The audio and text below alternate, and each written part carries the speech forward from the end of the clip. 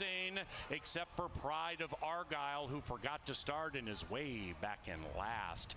Meanwhile, the others kick on with victory for the Posse being a fast first-time starter, but Crocodile Tears revs up to the inside, and Crocodile Tears takes a narrow lead. After that, Positive Petey, 5 lengths from the fast early pace, racing very wide. Then we come to Jackson Action beginning to run on from 8 out of it as Crocodile Tears boots clear by 3. Cowboy Jack a mile out of it, field incredibly well strung. Palace Attained is completely gone pear-shaped around the turn, and Pride of Argyle put that one in last. Into the final football field, Crocodile Tears, the 2 to 5 favorite, the 1 to catch and the 1 to beat. Jackson Action is running on very fast late. Is it going to be too late? The answer probably is yes. Crocodile Tears, now Jackson Action to the inside, but he suffers Crocodile Tears because the 1 was number 1.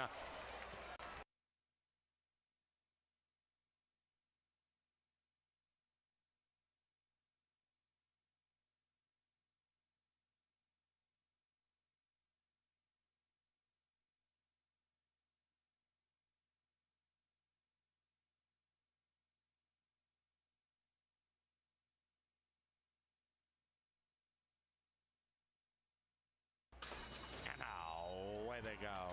Release the Beast, the spry 10-year-old at 20 to 1, pops the gate sweetly, but Eisenstadt on the class drop, the 8-year-old, is also very spry and gallops to the lead. Right behind them is Mishko, that 8-year-old, 4 lengths out of it, overtaken by Push Through. And as they go around the turn, Eisenstadt kicks clear by 4. Feeding Frenzy, the Minnesotan, 8 lengths from the lead to the inside of fellow Minnesotan Last Martini, and the one in last is Chest Candy up the barn side in race number 2. And number 2, Eisenstadt, looking to end up number 1. Lindy Wade slows down. Eisenstadt on the lead, gets into a nice fluid stride with about a half mile to go and leads it by 2.5. Push Through lay second, 1.5 to the good of Mishko. That one's looking for his first win in a couple of years. He's being pushed on hard. Chest Candy revs up to the inside out of last, and Last Martini is making a wide move, 7 lengths behind Eisenstadt. Then it's Release the Beast, and Feeding Frenzy is tailed off. Around about the quarter pole, Eisenstadt at 3 to 2 shows the way, and Eisenstadt is out for a Sunday cruise with a 7-length lead. Chest Candy and Harry come flashing out of the crowd to the inside. Last Martini to the outside. Then it's Release the Beast into the final furlong, and Eisenstadt still has a massive lead. In fact, it's insurmountable, and Eisenstadt and Lindy Wade have dominated. Last Martini gets second, and Mishko ran third.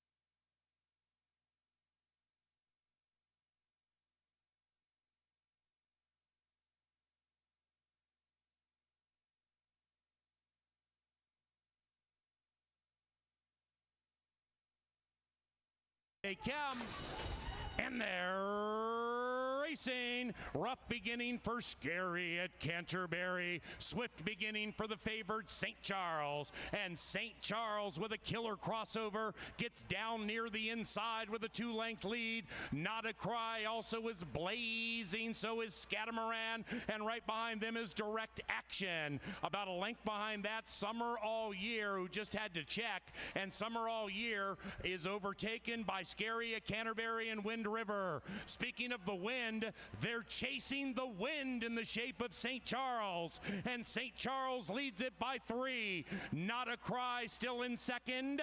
Outside of that, Scatamaran, and on the far outside is Direct Action. St. Charles, the 1 to catch and the 1 to beat. Inside the final football field, St. Charles scoring all the touchdowns and dominating.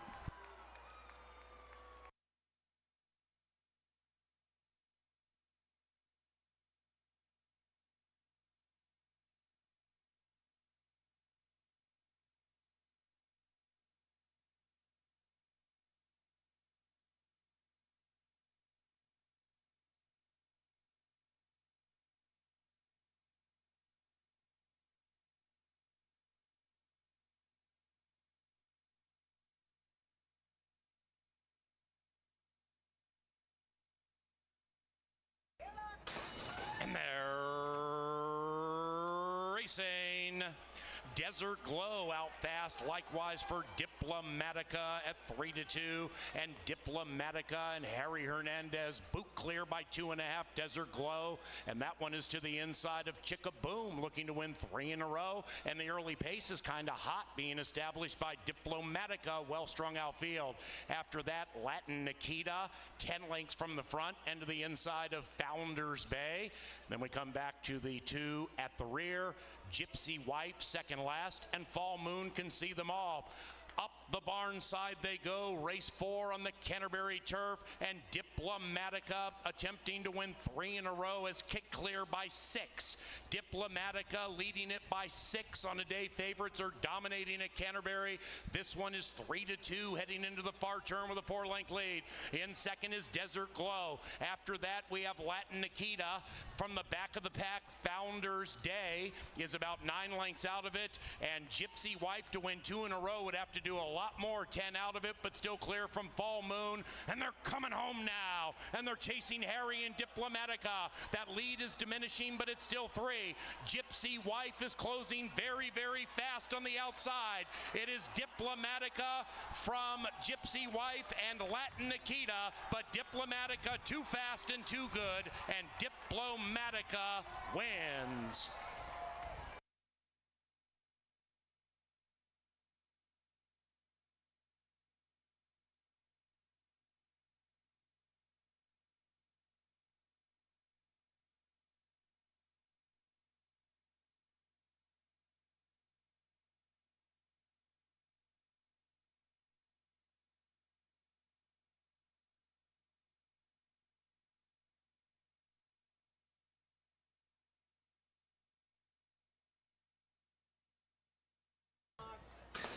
And they're racing.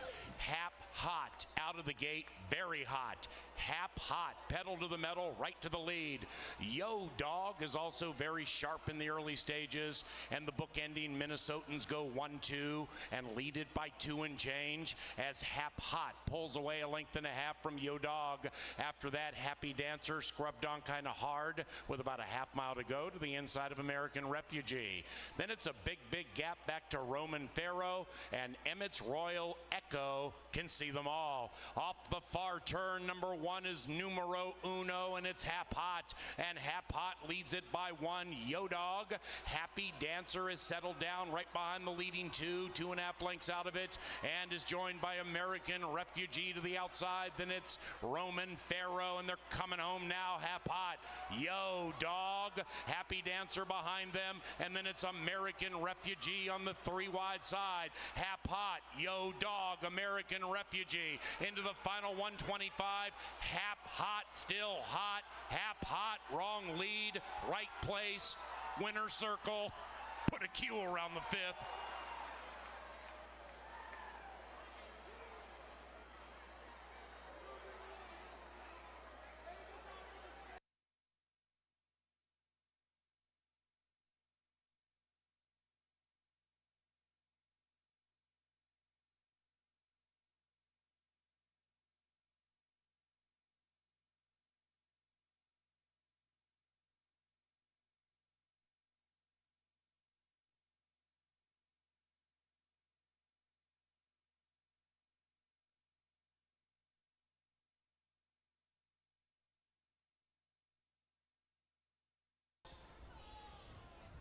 And they're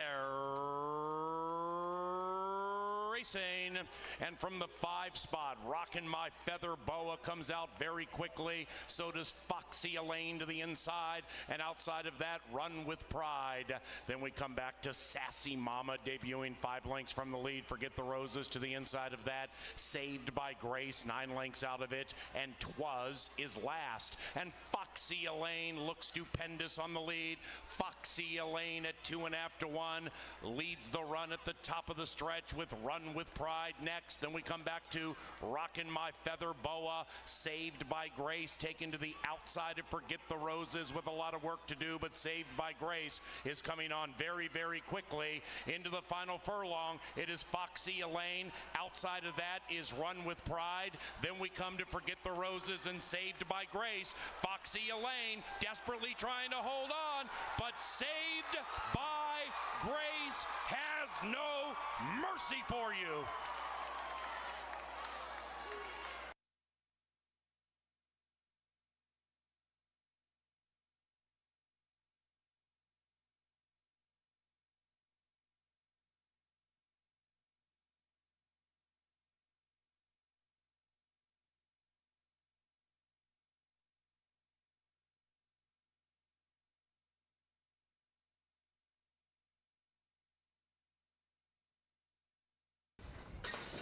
And they're racing back to selling, popped nicely, so did a lot of heat. Then on the inside, Mr. Insensitive.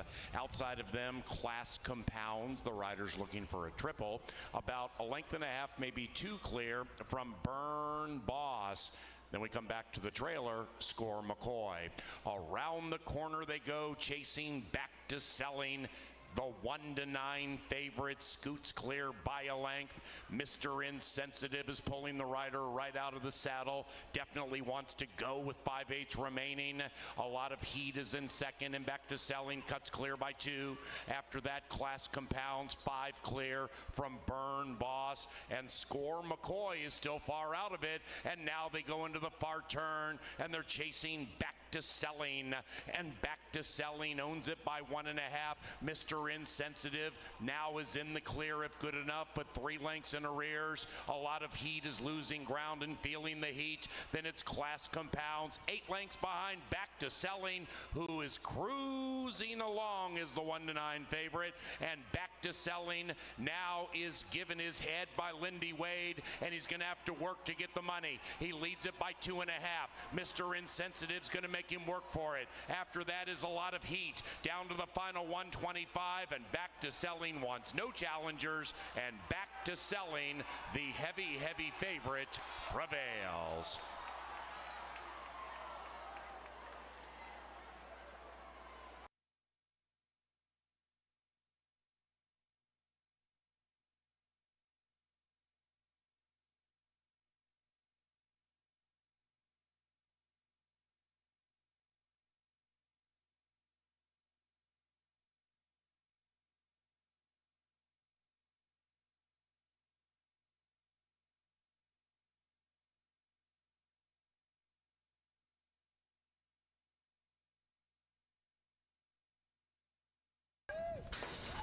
And they're racing in the 8th at CBY. Ring-tailed Tudor comes out of the gate speedily, and so does Red Sense, looking to get all the bucks. Como Estas is to the inside, and those two are right together. 1 and 2 battle it out with Silent Sailor getting loud to the outside, and way back in last is Red's Mr. Z. That one at 12-1 is 13 lengths from the lead. Into the far turn they travel, and the quintet is covered by 15. Up top, Red Scent shows the way, but being pushed on by Izzy. Outside of that, Silent Sailor, and behind them, Como Estas, currently saying Lo siento, but wants to say muy bien. Outside, Ring-tailed Tudor, and they're coming home now. It is Red Sense. Como Estas comes sneaking through on the inside. Then it's Silent Sailor and Ring-tailed Tudor to the outside. Red Sense, Como Estas, and outside of that is Silent Sailor. Red Sense from Como Estas. Red Sense gets all the dinero.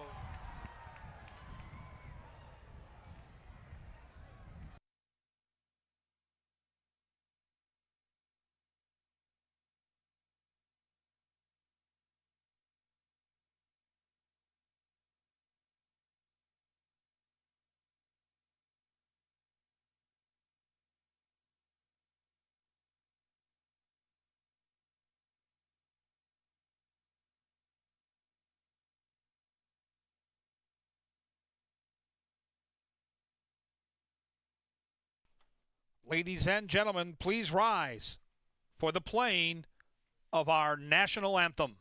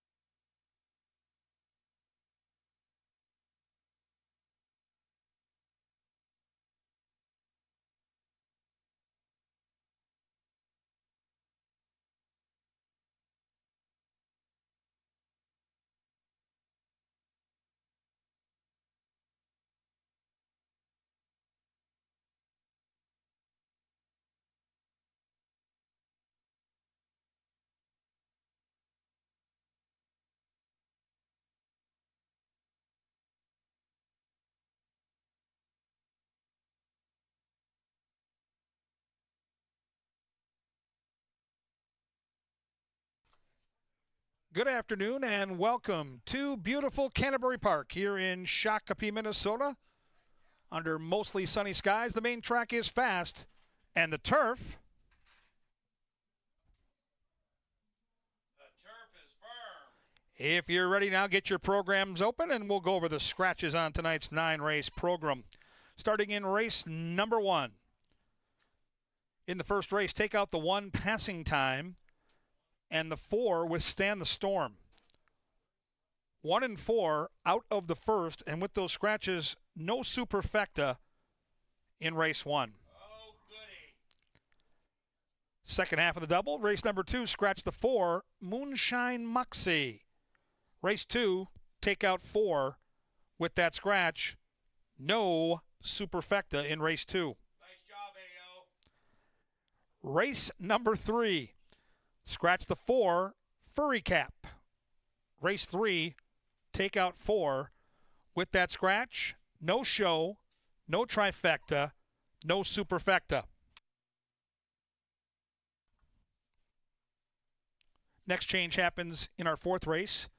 On the 7, welcome back, Make the Jockey Sophia Barandella. Sophia Barandella on the 7 in race 4. 5 and 6 are both clean. Races 5 and 6, both clean. Final 3 races of the night are quarter horse races sandwiched around race 8, which is a stakes race. Race 7, take out the 2 Rippin' Guns. Race 7, scratch 2.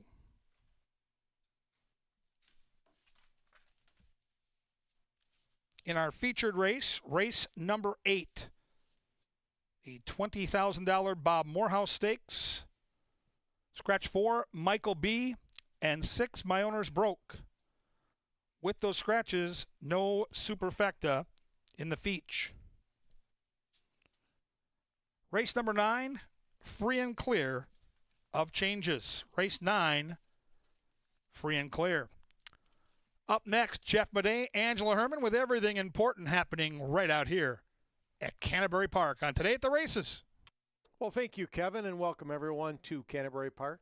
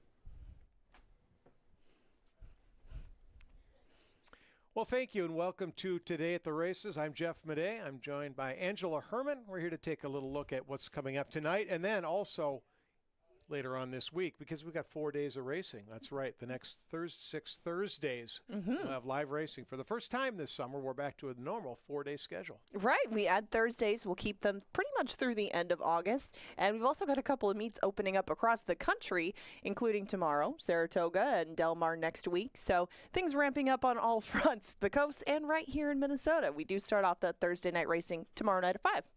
Right, and so we'll start, I believe, our first race goes right about the same time the last race at Saratoga runs. So if you get here early in the day, you could just play the entire thing, and it's going to be fabulous. But I think, Thursday nights have always been good for us, so I think the addition of that back into the mix means that people can follow us on a more regular basis. We kind of had that Wednesday, Saturday, Sunday bit. Now you can get into the flow, and I think we'll see Handle grow. Yeah, and they're very different nights. We emphasize family days on Sundays, Saturdays, some of the bigger stakes action, things like Hall of Fame night. And we have All Turf Pick 3 on Wednesdays. And Thursdays just give you a different, more laid-back sort of vibe out here. So if you haven't been to one before, maybe you've been on more of a crowded day or something like that, come and check us out on one of the 6 Thursdays that we're going to run. It's a very laid-back vibe. It's a lot of fun and a different approach to the races at Canterbury. A lot of people have asked me, Ange, if we can beat any favorites tonight because we had 8 consecutive betting favorites win. And, it was last Sunday. This was on Sunday. It was the Llama and some other unicorn day. These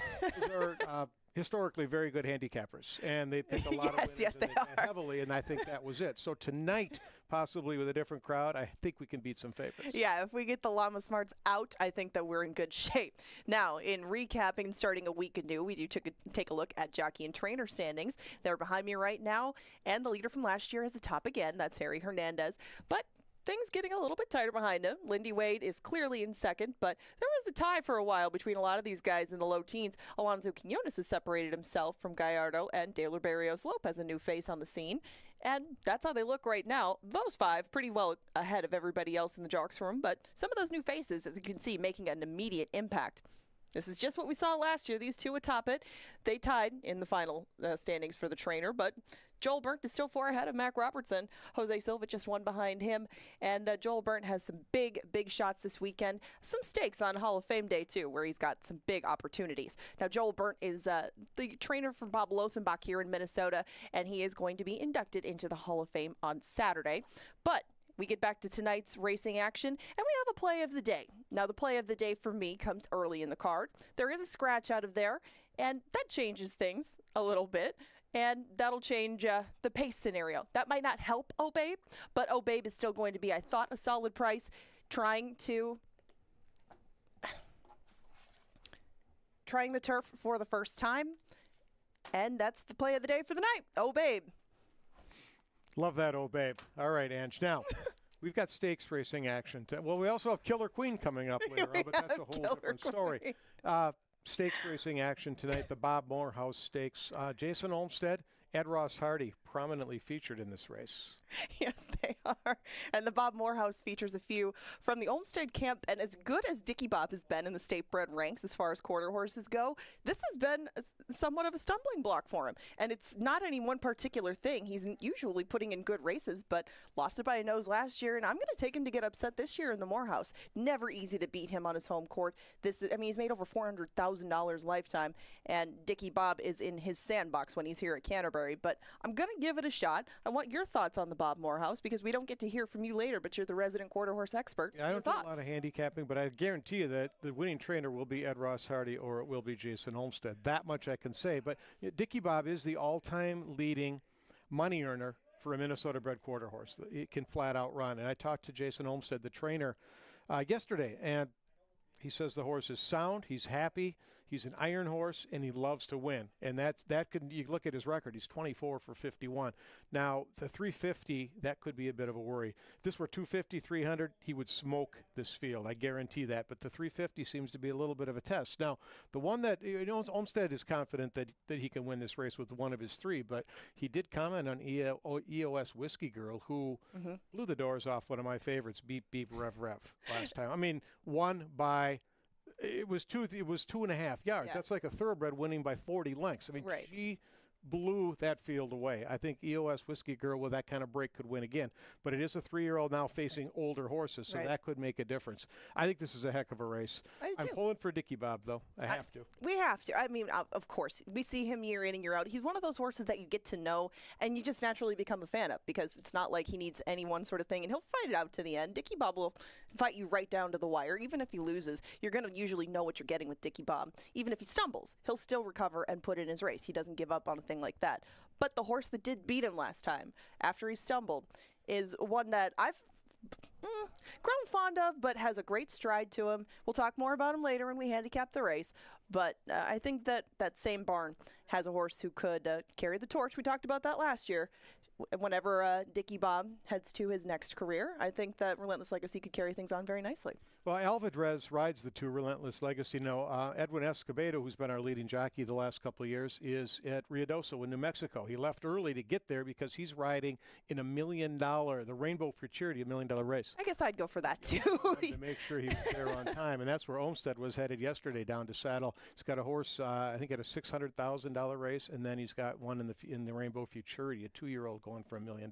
So our track announcer would say there's gold in them thar hills. Don't blame them for taking the trip down there and taking a chance with that. Absolutely. So I like to look to see where his next rider goes. And I think Alvidrez is the one that generally picks up the mounts when Escobedo's gone. But he's not on Dicky Bob.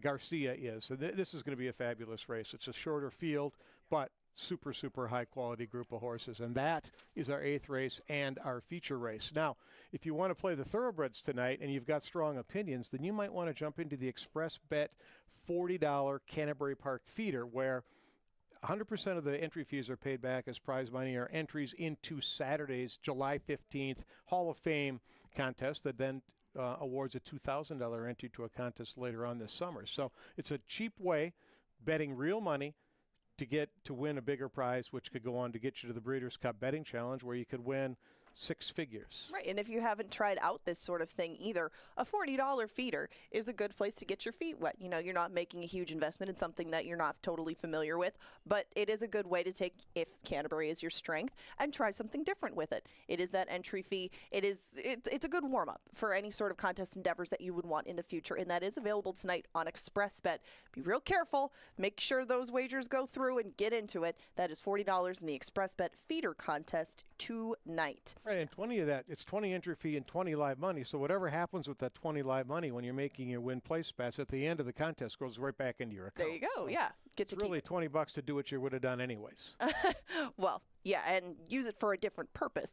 Now, if that's not your thing, if you don't want to play contests, you want to try out some straight up wagers, or you want to try one of our unique ones, we have a Turf Pick 3. That starts tonight in race number 2. There's a ticket that I built behind us. It's $24, and we're going to try to beat especially this favorite in race number 6. But along the way, there's some interesting horses, I thought, through this Turf Pick 3. Remember, that's a 14% takeout, dollar minimum, pick 3, and it goes from races 2, 4, and 6 tonight. And that's been a really cool new way to string together the turf races in a time where you can't always rely on turf racing. Wherever you go, you can get it here, and you can really play to your strengths. If turf racing is your thing, we also have, that pick 5 coming up on Saturday, too. This is just a good way, again, get your feet wet. Try this Turf Pick 3 because you're going to want to familiarize yourself with our turf course before Hall of Fame Day. With that $1 minimum wager and the 14% takeout, the payoffs generally are larger because with the 50-cent tickets in a pick 3, people can spread and cover a lot of ground. With $1, exactly. A lot of bettors need to make some decisions. So you get, I think, very square payouts, especially with a 14% takeout, which is one of the lower ones in the country. So the All Turf Pick 3 starts in race 2 and includes races 2, 4, and 6. Then, of course, on Saturday, the All-Turf Pick 5. That's Hall of Fame night, 10% takeout, incredibly low takeout, 5 turf races, not consecutive. The races 2, 3, 5, 6, and 7. That's on Hall of Fame night. Yep, and we just talked about some of those races. Kevin and I did keep an eye out for that. We'll try to give you a preview of what's coming on Saturday in some of those stakes races. All of the turf ones will be incorporated into that Pick 5. Like Jeff said, all you do is skip one in the sequence, string them together, 10% takeout. Hard to beat that sort of thing. And if that's not enough, Sunday is Extreme Race Day right out here at the park with ostriches, camels, and Kevin Gorg's favorite, the ornery zebras.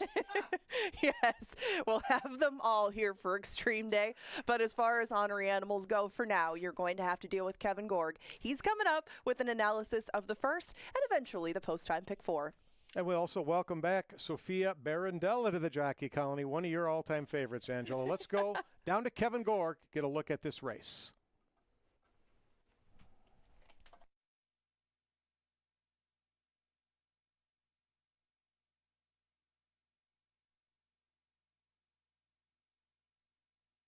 So 14 minutes now to the first race, which includes the post-time pick 4.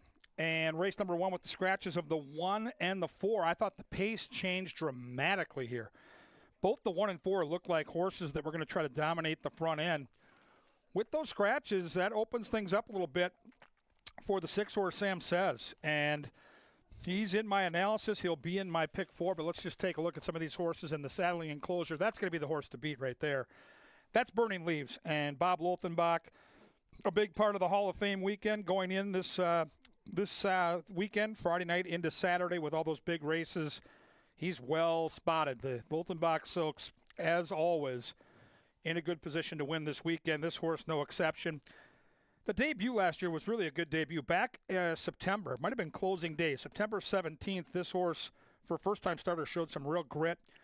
Wore down Total Surprise and West Island to get that victory. And then the 2 races since on the turf, there's been trouble in both starts, and it didn't look like he took to the turf. He was bred to be a real nice turf horse. He's his daddy Summer Front, granddaddy War Front, lots of turf in the bloodlines. It just didn't work. They're back on the dirt. They're facing claimers, and I just think he might be a little too tough. Now, the main track and the turf last weekend were all speed, but he can stay close. That debut shows that he can stay close to the pace. He's versatile, and Luis Valenzuela is so good at getting a horse out of the starting gate. I think this 2 is going to be real tough to beat. I do think the 6 is a danger. We'll see how it plays out. The other horse that should be included in the mix is the 3. That's Eyes Flying By. Jerry Livingston, the trainer. Israel Hernandez, the pilot. Significant drop in class. Faced Allowance Company, now back with claimers. Sticking against state breds. Second time off the layoff. Did flash speed last season. Even though I think the 6 is low in speed, I don't think the 3 will be too far behind. Might get first run, maybe get the jump on the favorite here. But really, the pace so different now with those 2 scratches. Welcome back to jockey Sophia Barandella. Awesome to see her back here at Canterbury. She had a really nice winter into spring, winning races all over the country, including Glitzy Fairgrounds. She's a terrific jockey. She brought in some nice long shots last year. She'll be on a long shot here in the first. She's on Big Boy McCoy. And Big Boy McCoy likely going to sit off that pace and try to pounce. We'll see if Sophia can make her seasonal debut a winning one here in Shakopee. 6 is the X factor for me here in race number 1 with those scratches. Maybe Sam Says can clear off and say goodbye. Zeke Laura's got some good mounts tonight. Zeke's sitting on some wins, and this is his type of horse. He is awesome at getting the lead and holding it, and I think Sam Says is a real player in this first race at a fair price. 3rd off the layoff, dropping from a stakes race. He could be lone speed, and if he can get clear here, I think he might be tough to reel in. We'll see how far Zeke can take him with this 3-year-old, Sam Says, taking on his elders. Do not sleep on the outside horse, especially if you're going to put together an exacta box, maybe a trifecta here with no super. Trifecta should be kind of juicy. And Color Me Legendary is going turf to dirt, and I like the way he ran last time. And you may say, wait a minute, he ran 6th. Yes, he did. But he did all the dirty work. That was a turf race where he set the pace, and the pace was so fast. 22-3, 45-4. Now that outside post on the dirt, he's been more of a stalker, and he should get that really good attack post trip from that outside marking. And I think Carlo Lopez will be in a good position to pounce when they turn for home. If you're building a trifecta, give Color Me Legendary a little peek here towards the outside. I've got the race 2, 6, 3, and 7. I think the 2 obviously is the horse to beat, but the 6 could be lone speed. So I'll use both of those in my post-time pick 4. And we'll get to that pick 4 ticket.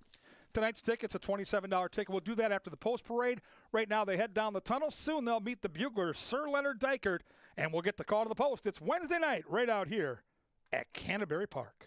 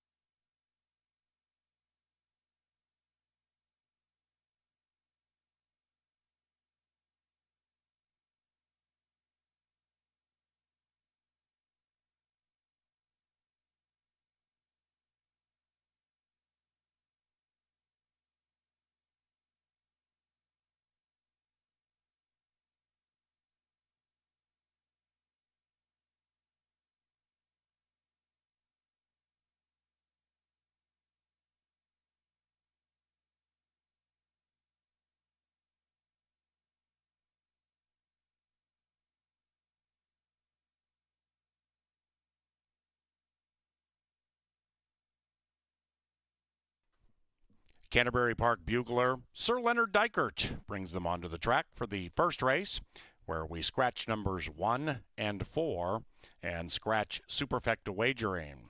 This does begin the 10% takeout, post time pick 4. It's only 50 cents. Bet more, win more, and welcome to the park.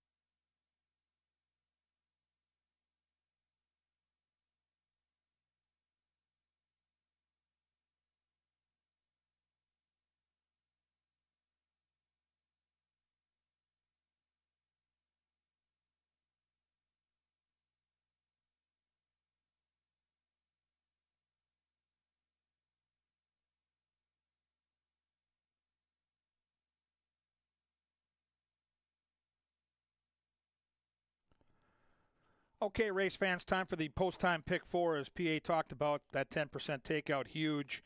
Just a 50-cent bet. You can see right here, I've got a $27 ticket. Here's how the ticket's going to go. In race 1, we're going to start with Burning Leaves and Sam Says. I've got Lone Speed, and I've got the best horse on paper. I feel like I've got a pretty good chance to survive, and now we spread from there. Race 2, we're going to go 1, 2, and 6. I think the 1, Noel's Angel, will be tough to beat in the front, but I do respect Oh Babe, Angela's horse, to the outside. Race 3, 1, 2, and 5. Once again, the 1 looks like Lone Speed, but those other horses that I'm using both have better current form right now, so I respect them both. Try to stay alive to race 4, which is a cool race on the turf. It's a turf sprint. I'm going to use 1, 3, and 6. I'm going to try to beat Morg's World, who likely is the favorite come post time. Been burned by Morg's World a bunch. I love their owners. I've always loved the horse, but I'm going to try to beat the favorite in the final leg and use 3 horses to do so. 2-6 with 1, 2-6 with 1, 2-5 with 1, 3, and 6. $27 ticket, could pay hundreds, maybe thousands. It's the post-time pick 4. You can't win it if you don't get in it. Build those tickets now, and good luck.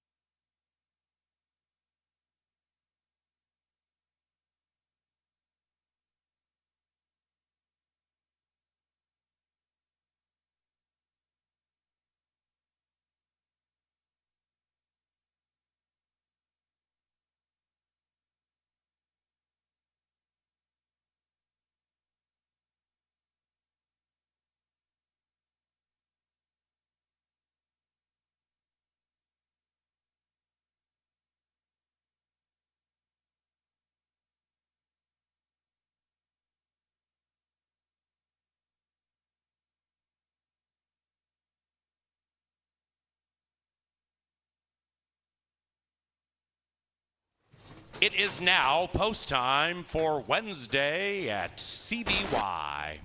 Wednesdays here are provided by Michelob Ultra. $5 beer specials courtesy of Michelob Ultra. And we also thank Maker's Mark, Minnesota Lottery, Pepsi, Quick Trip, Kim Crawford Wines, and Jim Beam. The first provided by Loeffler. Sam Says goes in. Last one, Color Me a Legendary.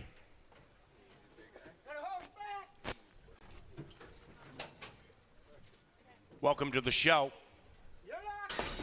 And they're racing. Perfect start. Color Me Legendary out of the gate in a legendary fashion. Likewise for Sam Says, then it's Eyes Flying By right behind them.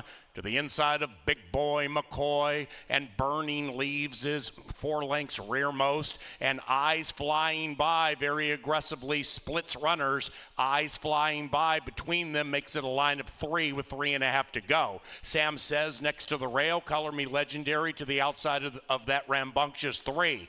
Then we come to Big Boy McCoy, 4 out of it, and Burning Leaves being shoved on but still in the thick of it, about 5-6 lengths from the lead, which belongs to Sam Says. Sam Says, Eyes Flying By, Color Me Legendary. Those 3 have been slugging it out for the last 2 furlongs. Burning Leaves, 5 out of it, still slugging away. Then we come back to Big Boy McCoy, and here they come. Eyes Flying By to the outside of Sam Says, Color Me Legendary, and Burning Leaves is catching fire to the inside into the final football field. It is Sam Says, Burning Leaves, 6 and 2 to the line together, but Sam Says, I ain't losing.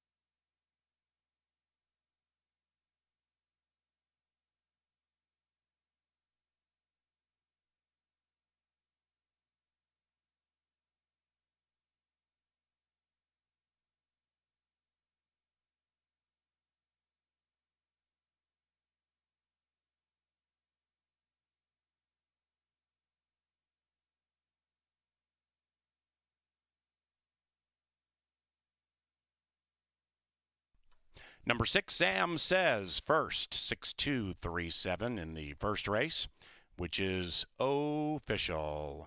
Exacta $5.20, 50-cent trifecta, $5.50. Race number 2 is 20 minutes from now.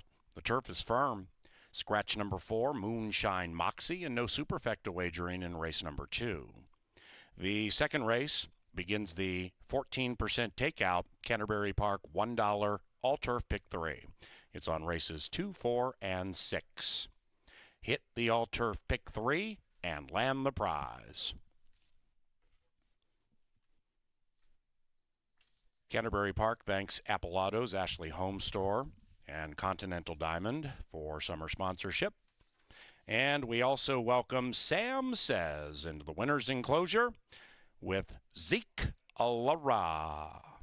The winning owners, B&D Thoroughbreds, and the winning trainer, Mike Beeler. Old Sam Says is a 3-year-old brown gelding by Sam Lord's Castle out of I love you too. Bred in Minnesota by the winning owners, B and D Thoroughbreds. Our featured groups tonight, and we welcome all of you. TJ Hooligans Pub and Grub, Prior Lake. Cambria Financial. College City Beverage. Gallagher Intern Night at the Races. Those here with the Bob Morehouse Stakes. Metro Sales. Bremer Bank. BI Worldwide. And the 75F Corporate Event. Race 2, 22 minutes from now.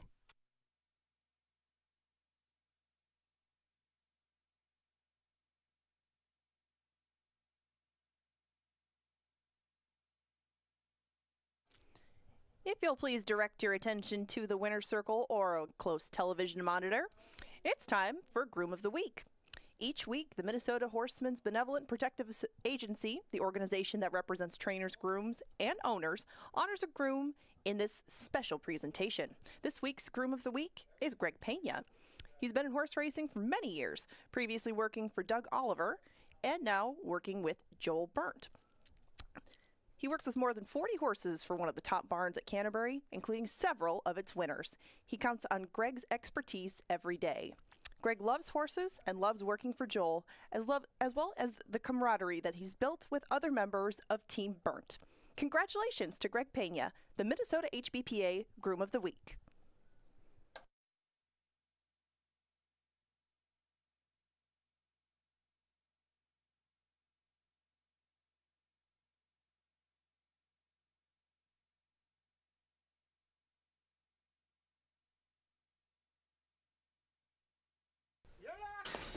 And they're racing. Perfect start. Color Me Legendary out of the gate in a legendary fashion.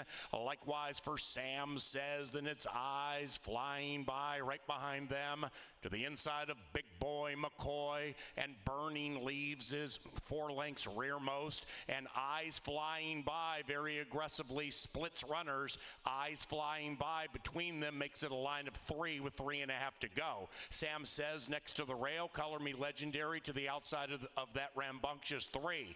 Then we come to Big Boy McCoy, 4 out of it, and Burning Leaves being shoved on but still in the thick of it, about 5-6 lengths from the lead, which belongs to Sam Says. Sam Says, Eyes Flying By, Color Me Legendary. Those 3 have been slugging it out for the last 2 furlongs. Burning Leaves, 5 out of it, still slugging away. Then we come back to Big Boy McCoy, and here they come. Eyes Flying By to the outside of Sam Says, Color Me Legendary, and Burning Leaves is catching fire to the inside into the final football field. It is Sam Says, Burning Leaves, 6 and 2 to the line together, but Sam Says, I ain't losing.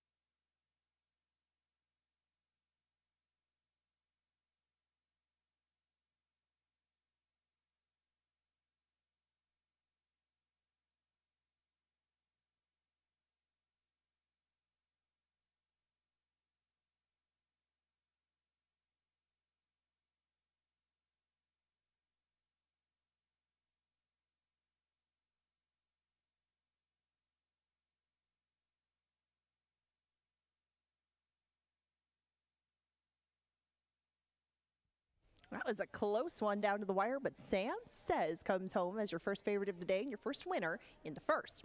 Now we'll go over to the turf for race number 2. There is a scratch out of here, so no super wagering. If you would please take out the 4 in here, Moonshine Moxie, and we're left with 5 to contest this 5-furlong sprint on the turf. And the inside runner is one of the fleetest out of the gate that we have on the grounds. That is the speedy filly Noelle's Angel. She flies out of the gate, and she did that last time to take them all the way on July 2nd. She did her usual thing. She held on by a length and a half. She beat Males in the process. Lots of good to come from that last one. Of course, she is taking on Open Company, but there's only 4 of them. Noel's Angels just become very good at what she's going to do today, and she is 3-5 as a result. Heating up right next door, has speed but has shown it on the dirt. Those last 3 have been at Will Rogers, and prior to that, she did perform very well on Remington's turf course. Of course, those were condition claimers, but they were Open Company. Heating up has shown that she can do this sort of thing close to the front end, but that will not be easy given Noel's Angel next door. These 2 could get very hot and heavy in the early going. Because won't be too far behind either. Because likes to stay close to the pace, but we saw her on the turf on June 7th, and she didn't manage to even get close, really. She was 6th throughout there, but she was behind the classy Essential Bella, who's run very well, and Noel's Angel. She has to turn the tables on that one and probably stay a little bit closer in the process, but now that she has a few starts this year, that's not out of the question, and she is a very fair 6-1. Again, we scratch the 4 out of here, move on to the 5, who's at a similar price. That's bid once. Should not be that number. Bid once. Had to basically stop on the turn last time around. Couldn't pick up her momentum again, but was only 4 lengths or so behind Noel's Angel and Essential Bella in that aforementioned race that Because ran in.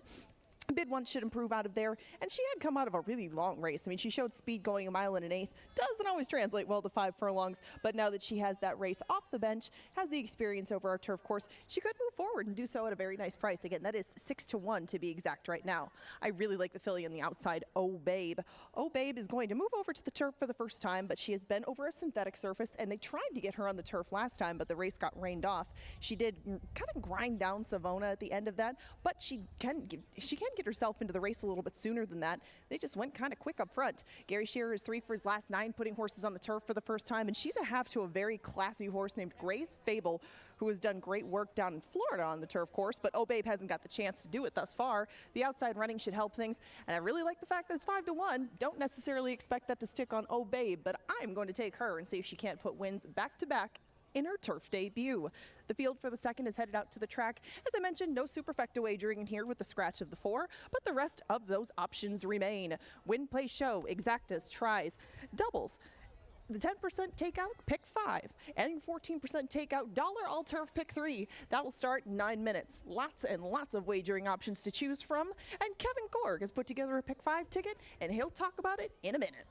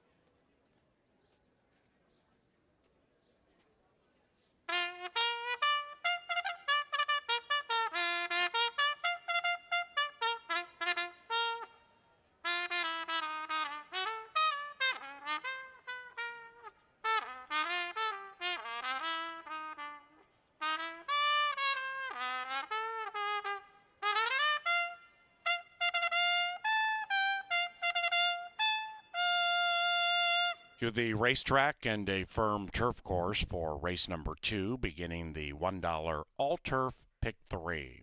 Scratch number 4, Moonshine Moxie, and there's no superfecta wagering in this race. The rail is all the way to the inside. To the gate, 7 minutes from now.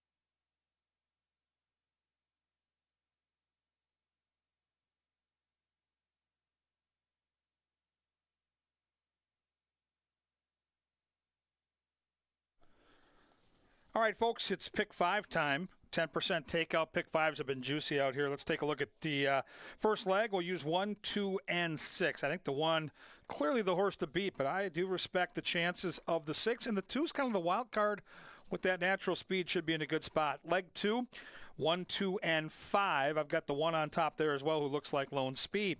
Fourth race is going to be difficult. I'm going to go 1, 3, and 6, but there's a bunch you can use there.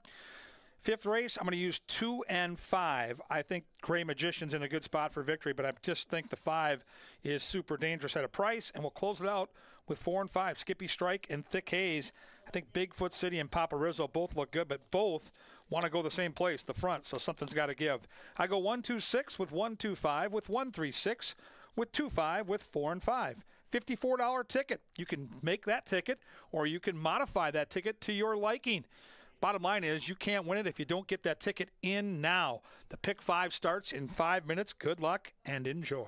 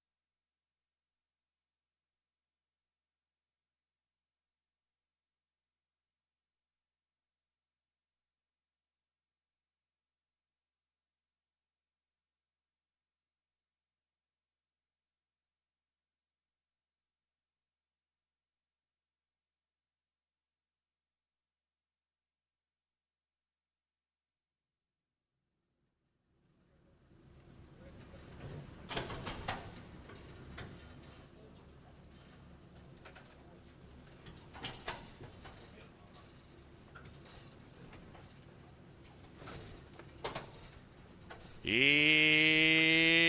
race time. Second race. Thanks to Apple Autos, the official vehicle supplier to Canterbury Park.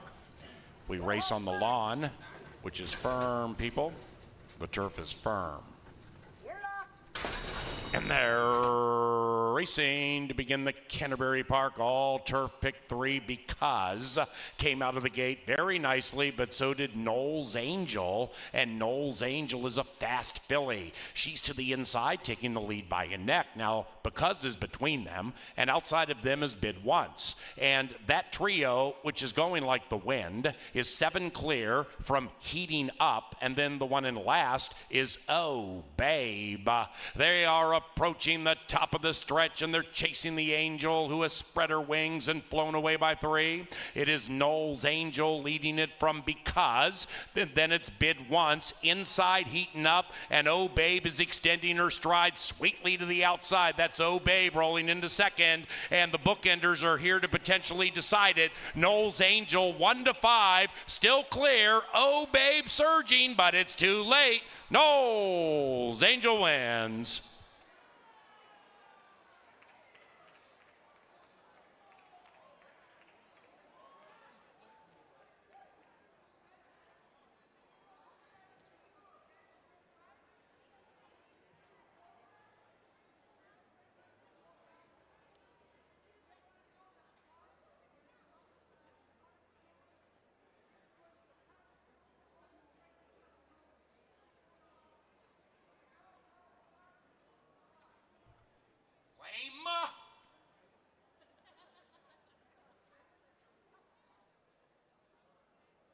Number 1, Knowles Angel, ran first.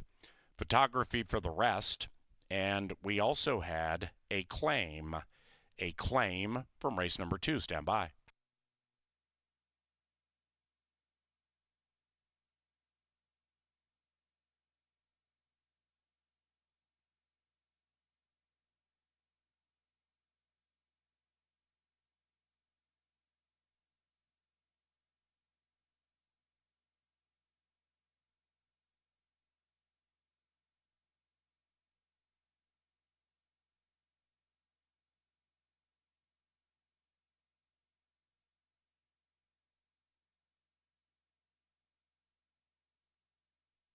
Number 6, Oh Babe, ran second, 1:6:32, and the final time 56.67.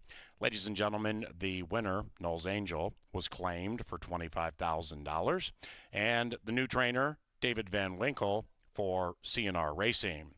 That's the victorious Knowles Angel, tagged 25K, DVW CNR.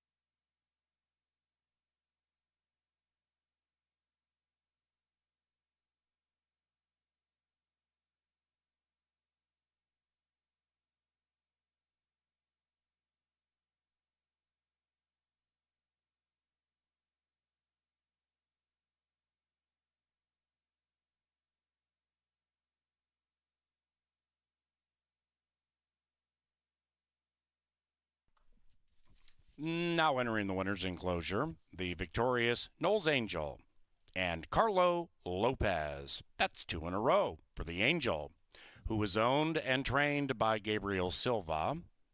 Silva Racing bred the filly in Minnesota, and she's a 4-year-old daughter of Rocky Barr from the Salt Lake mare Lake Pine. It's official and cashable. Knowles Angel paid $240, $210, $210. Okay. Now the third race is 22 minutes from now. Fast main track. Scratch number 4, Fury Cap.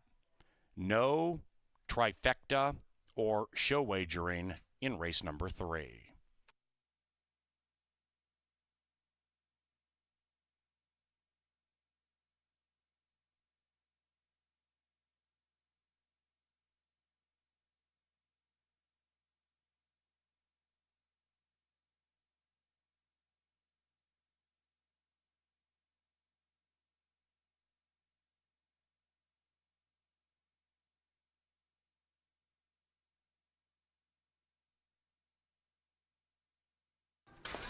And they're racing to begin the Canterbury Park all-turf pick 3 because came out of the gate very nicely, but so did Knowles Angel, and Knowles Angel is a fast filly. She's to the inside, taking the lead by a neck. Now, because is between them, and outside of them is Bid Once. And that trio, which is going like the wind, is 7 clear from heating up, and then the one in last is Oh Babe. They are approaching the top of the stretch, and they're chasing the Angel, who has spread her wings and flown away by 3. It is Knowles Angel leading it from because. Then it's Bid Once, inside heating up, and Oh Babe is extending her stride sweetly to the outside. That's Oh Babe rolling into second, and the bookenders are here to potentially decide it. Knowles Angel 1-5, still clear. Oh Babe surging, but it's too late. Knowles Angel wins.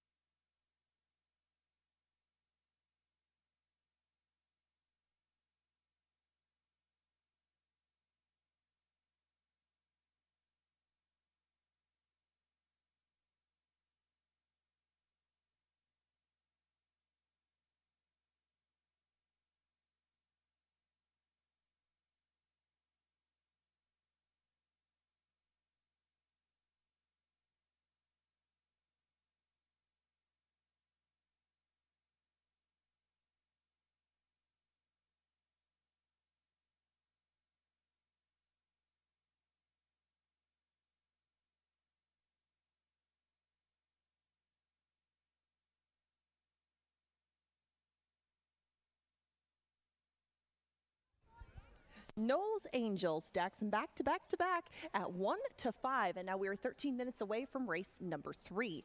This third race will be at a mile on the dirt, and we do have a scratch out of here of Fury Cap, and that changed things a lot, especially when it comes to the pace, because Fury Cap was probably going to be close to the front, if not dictating terms with Words of Wisdom, and now leaves Words of Wisdom probably up front and probably comfortable. Words of Wisdom does have the rail draw again. He did 2 back. That day he was 4th, but came off the win that he was claimed out of at Oaklawn Park. His 2 starts up here have been against similar sorts. First, it was just straight allowance horses. Last time at this condition, he was 3rd. It was a good track that day, but he managed to stay close to the front. The fractions were testing. I will give him that. Words of Wisdom did have to go along through some very solid early fractions, but Laura has got to know him in those last 2, and like I said, with the scratch of the 4 in here, there's not a whole bunch that'll probably keep things hot and heavy up front.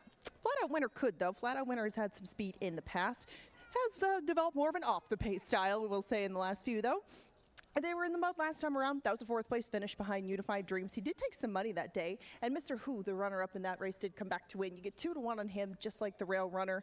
Pretty different trips, I thought, in mind, but with the scratch, they may end up very similar trips, and Lindy Wade probably should be too far behind Words of Wisdom early, as the pace could be slow. Line to Gain would not benefit from that. Line to Gain made a good late close last time to finish 2nd behind the aforementioned Fury Cap, who scratched out of here.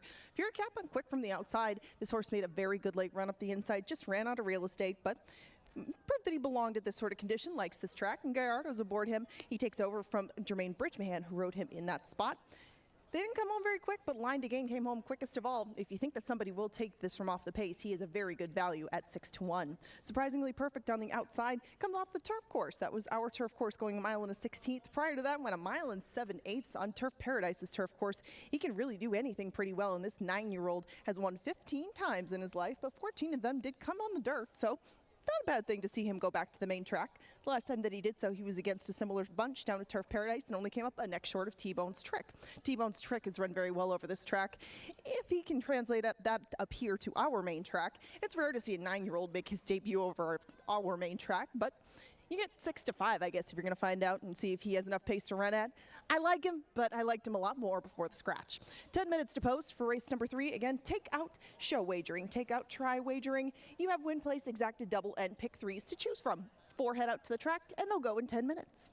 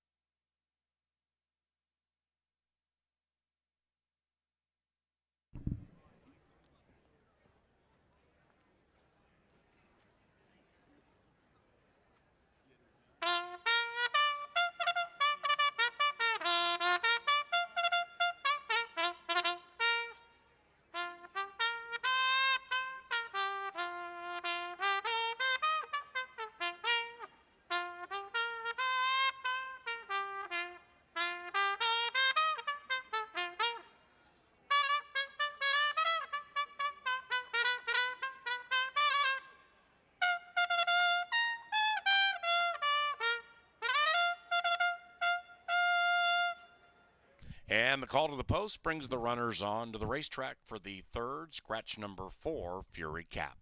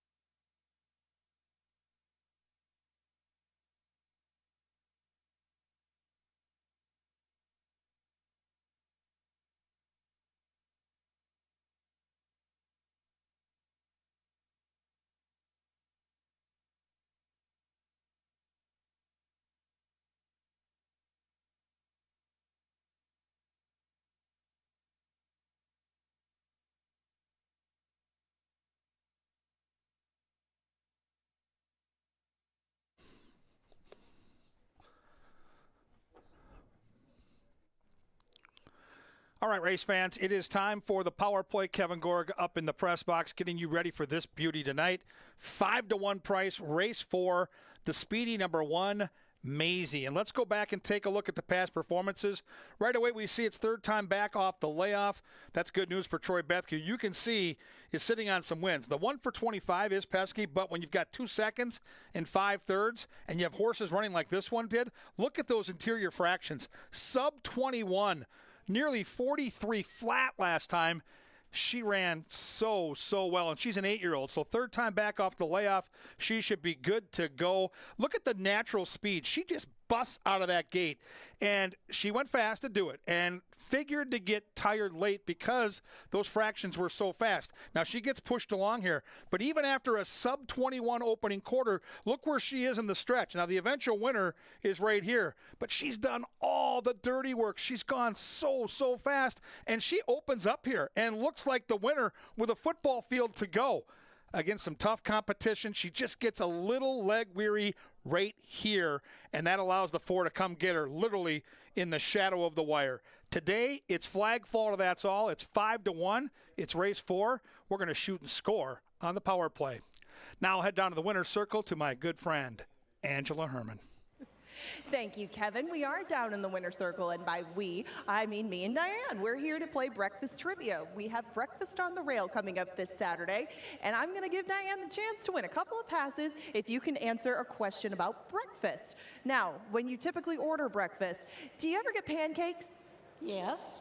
Well, that's good. That's going to come in handy for the question. Let's turn around and look at the tote board and see what it is today. Which word is not another term for pancakes? Is it A, flapjacks, B, sweetbread, C, griddle cakes, or D, short stack? A, B, C, or D? If you know it, you can help her, but she looks pretty confident. Diane, what do you think it is? Decidedly B. Is it B, sweetbread? It is sweetbread. Congratulations, Diane. You get to have any breakfast of your choosing out here on Breakfast by the Rail on Saturday. We'll see you there. Good. Thanks, Angela. All right, if you want to join her, you got your opportunity, but time is running out. Head to CanterburyPark.com for tickets and information today.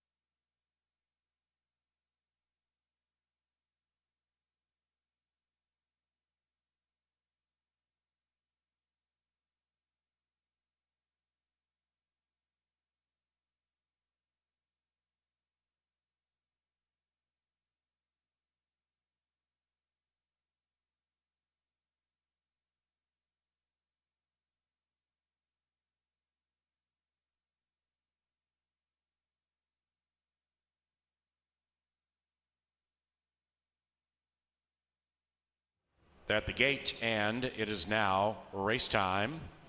Welcome to our friends from Bremer Bank, the feature group for race number 3. Ladies and gentlemen, welcome to the racetrack, and welcome to the winner's enclosure.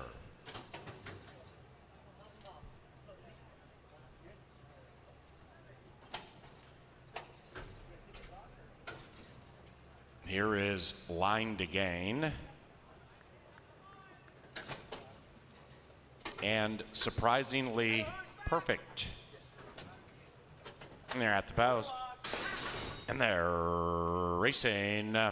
Words of Wisdom being ridden for speed at 2-1 to the inside. And number 1 is number 1 in the early stages with 7 furlongs to go.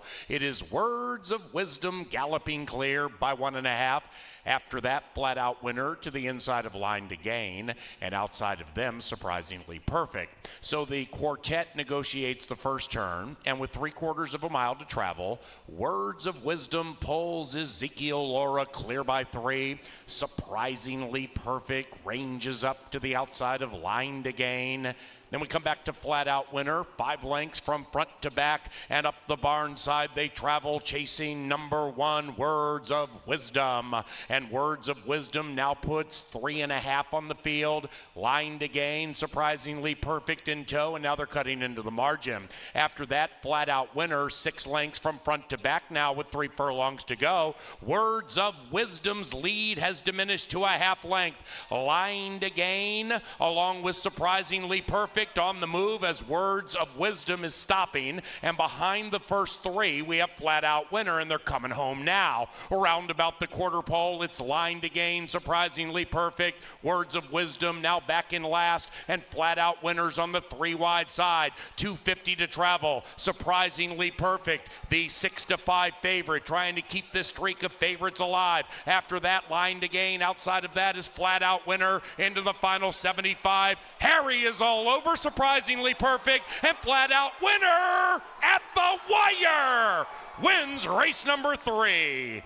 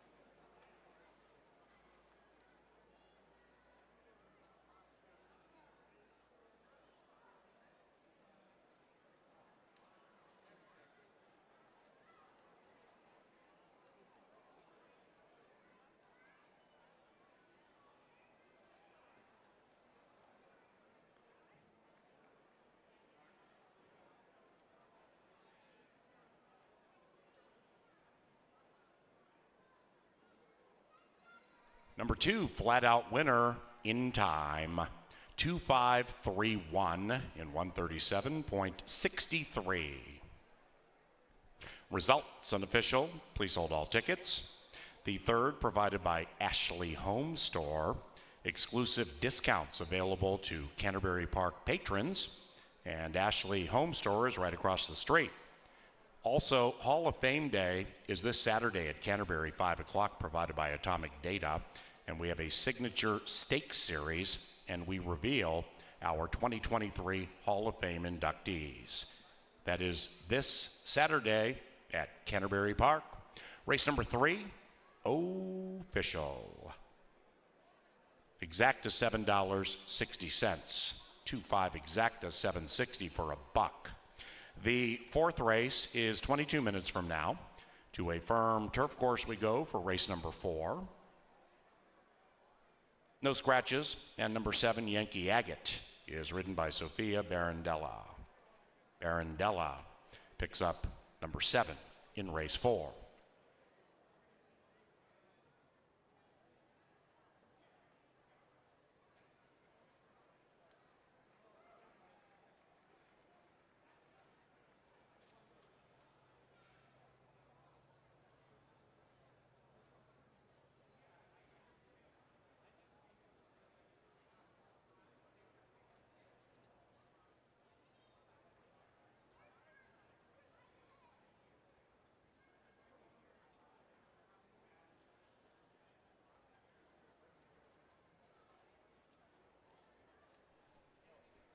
Now entering the winner's circle, flat out winner and Canterbury Park Salt of the Earth. He is jockey Lindy Wade. Flat out winner is owned by Fortunes on 4 Racing. And the winning trainer, Nevada Litvin. From the back of the pack to the winner's circle, behold, flat out winner.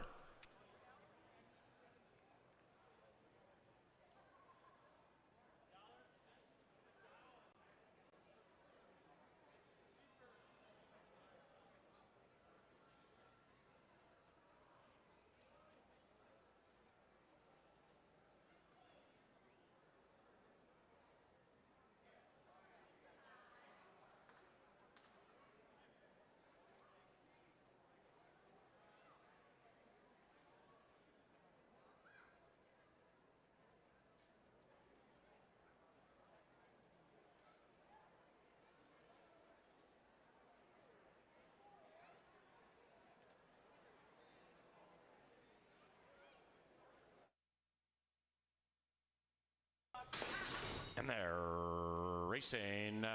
Words of Wisdom being ridden for speed at 2-1 to the inside. And number 1 is number 1 in the early stages with 7 furlongs to go. It is Words of Wisdom galloping clear by 1.5.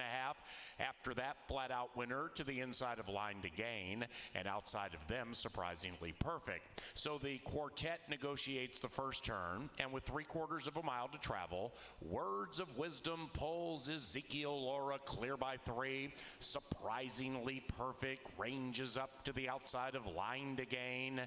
Then we come back to flat out winner, 5 lengths from front to back, and up the barn side they travel, chasing number 1, Words of Wisdom. And Words of Wisdom now puts 3.5 on the field. Line to Gain, Surprisingly Perfect in tow, and now they're cutting into the margin. After that, flat out winner, 6 lengths from front to back now with 3 furlongs to go. Words of Wisdom's lead has diminished to a 1/2 length. Line to Gain, along with Surprisingly Perfect on the move as Words of Wisdom is stopping. And behind the first 3, we have flat out winner, and they're coming home now. Around about the quarter pole, it's Line to Gain, Surprisingly Perfect. Words of Wisdom now back in last, and flat out winners on the 3 wide side. 2:50 to travel. Surprisingly Perfect, the 6-5 favorite, trying to keep this streak of favorites alive. After that, Line to Gain. Outside of that is flat out winner into the final 75. Harry is all over Surprisingly Perfect, and flat out winner at the wire wins race number 3.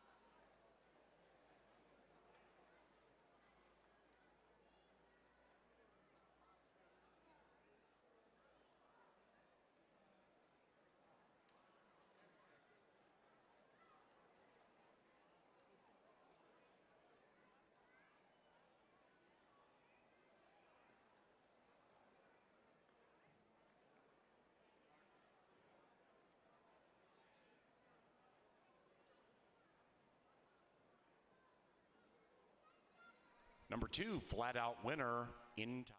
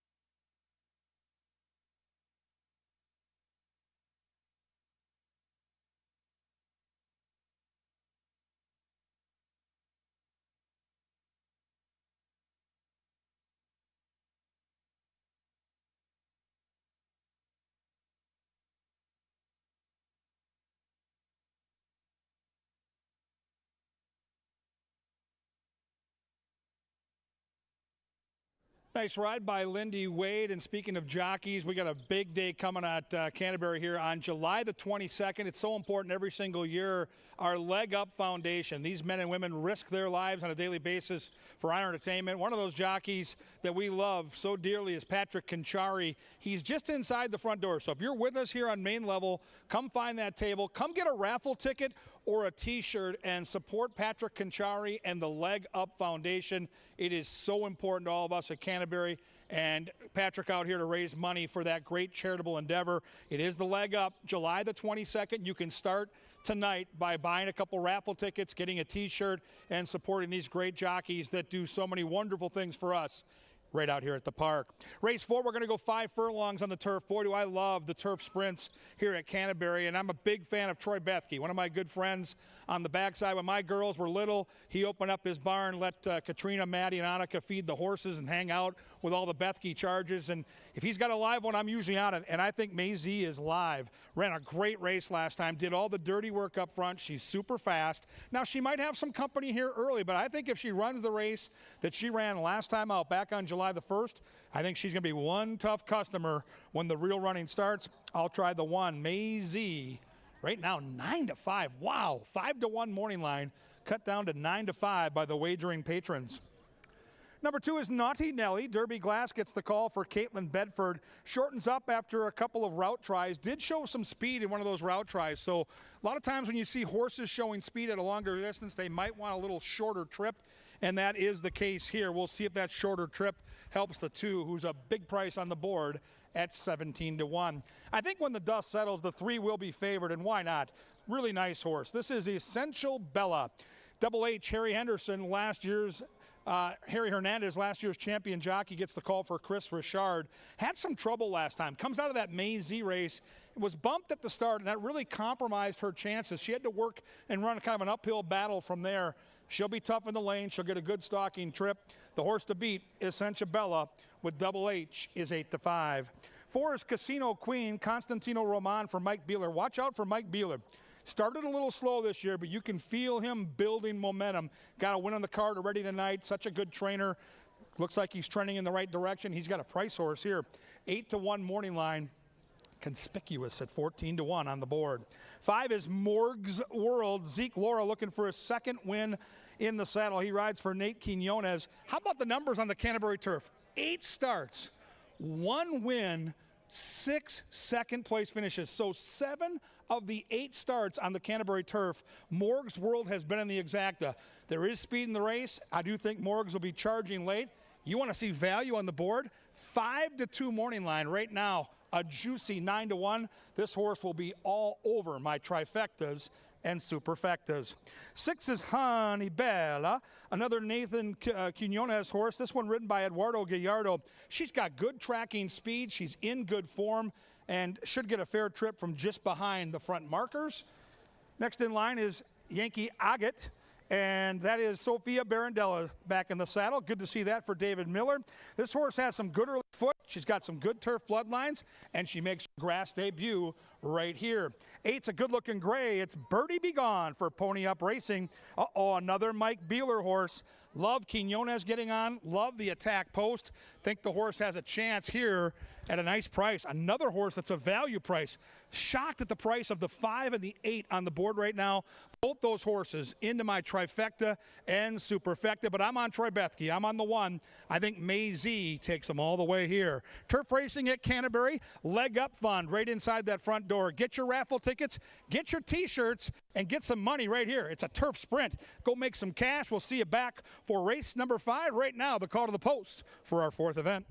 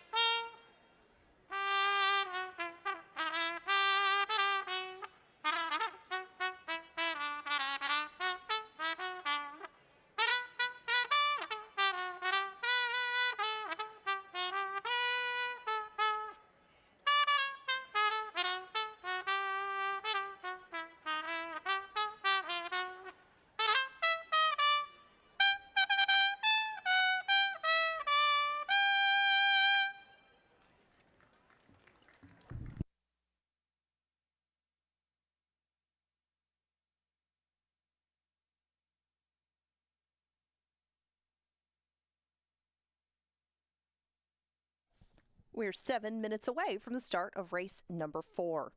The 4th is at 5 furlongs on the turf. Your current favorite is Maisie with 7 minutes to post. Maisie is the power play and your current favorite. We've got a lot more coming up, including Breakfast on the Rail. There's lots of racing still to go today, but Breakfast on the Rail is on Saturday. It takes place from 7 to 10 a.m. You get exclusive views of horses training on the track and breakfast right next to it. That's Saturday the 15th, Breakfast on the Rail. We've got Taste of Canterbury events coming up too, the next one being Whiskey and Wings. It's our third of 4 themed events this year with food and beverage pairings as well as cocktail samplings to go along with your day at the races. The Taste of Canterbury Whiskey and Wings is happening Saturday, August 5th. Tickets are on sale at canterburypark.com. The Saturday between is Leg Up Day. If you want to help support injured jockeys, retired horses, and others in the racing industry, we're hosting a silent auction offering a wide variety of items on the 22nd, along with other events to help raise money for our riders and horsemen. That's Leg Up Night on July 22nd. You can check out all this info, get our concerts at the park lineup, and more at canterburypark.com. We're now 6 minutes away from the 4th.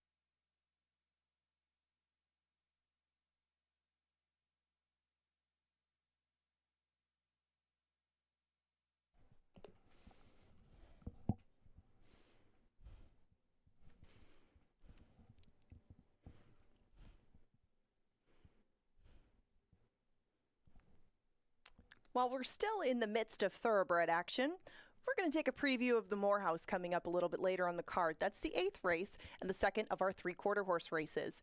And a horse that you know very well is in there. Dickie Bob is the outside runner, and Dickie Bob should take a lot of money. Dickie Bob does every time that he comes to the races, Canterbury, pretty much, as 13 of his 24 lifetime scores have come right here in his home state. Now, This is from inbreds. It's not easy to beat him in these sort of circumstances, but we're going to try with his barnmate drawn to the inside. This is Relentless Legacy.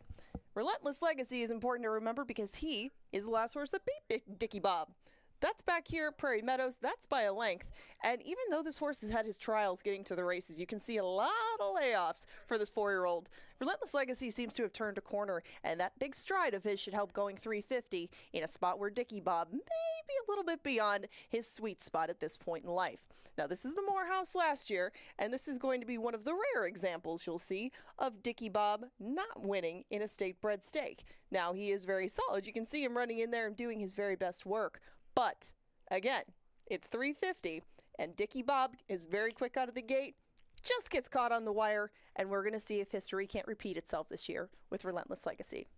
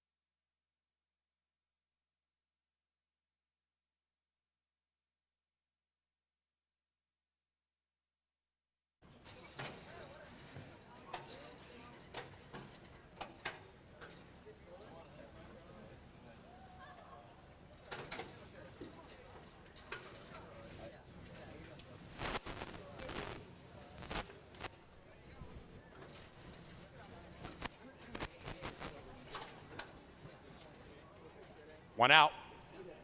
Birdie Be Gone. The gray mare, last in line. 8 in the gate. It's turf time. And they're racing. And May Z is incredibly fast to the inside. May Z trying to put 1 or 2 on the field, but actually it's only a half. After that, Casino Queen trying to keep up with that tearaway one. On the far outside is Birdie Be Gone. That one's to the outside of Honey Bella. Then we come to Essential Bella. About 5 lengths from the lead, 2.5 clear from Yankee Agate, who's 7, 8 lengths behind Maisie.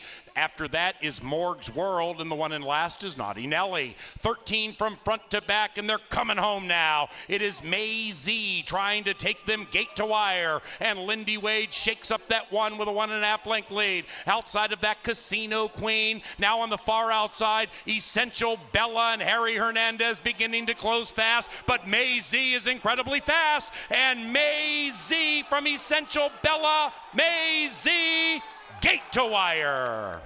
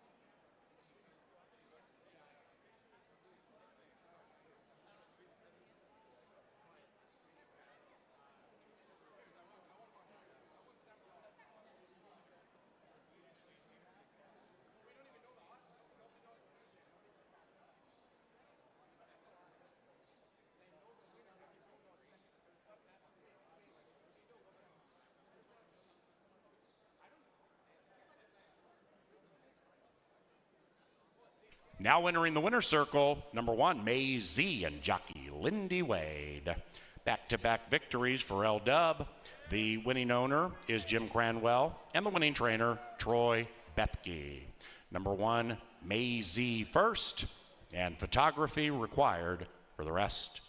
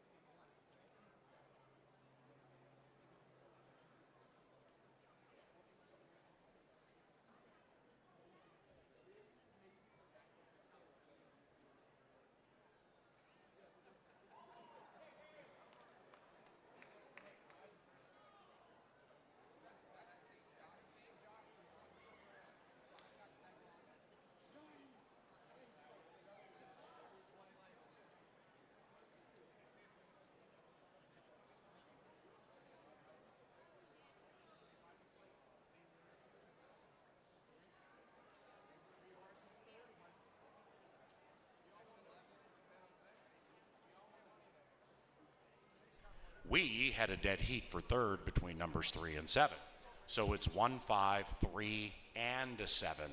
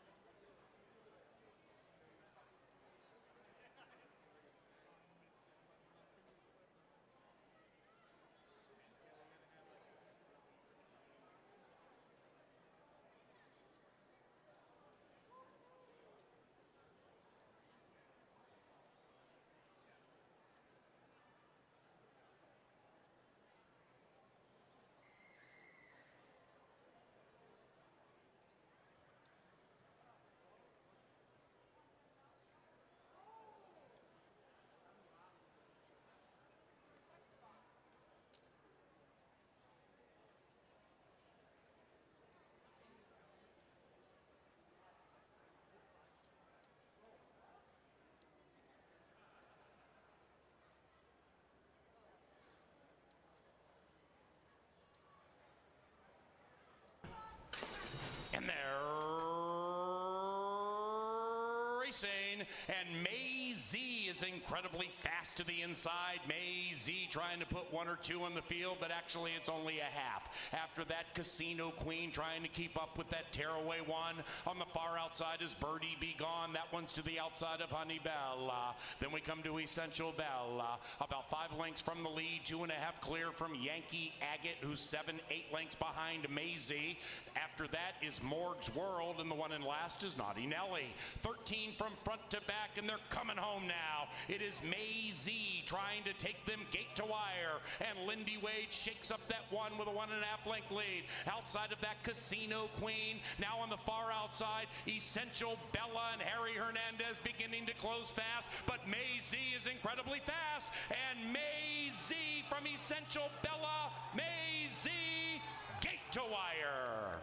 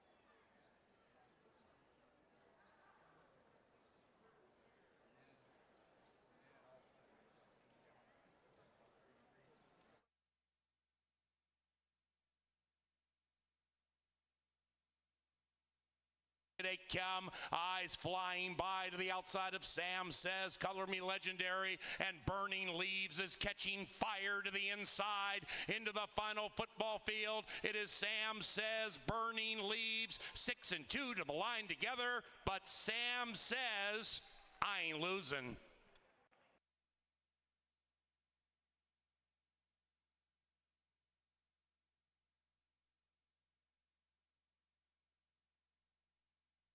Inside heating up, and Oh Babe is extending her stride sweetly to the outside. That's Oh Babe rolling into second, and the bookenders are here to potentially decide it. Knowles Angel 1-5, still clear. Oh Babe surging, but it's too late. Knowles Angel wins.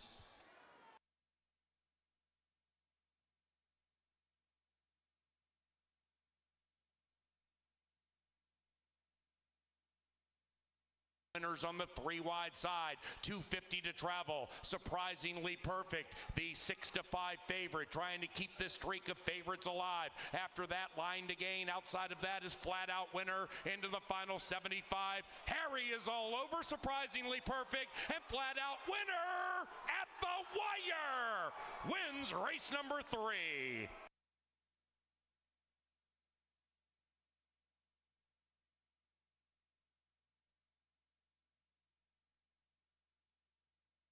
Up that one with a 1.5 length lead. Outside of that, Casino Queen. Now on the far outside, Essential Bella and Harry Hernandez beginning to close fast, but May Z is incredibly fast, and May Z from Essential Bella, May Z, gate to wire.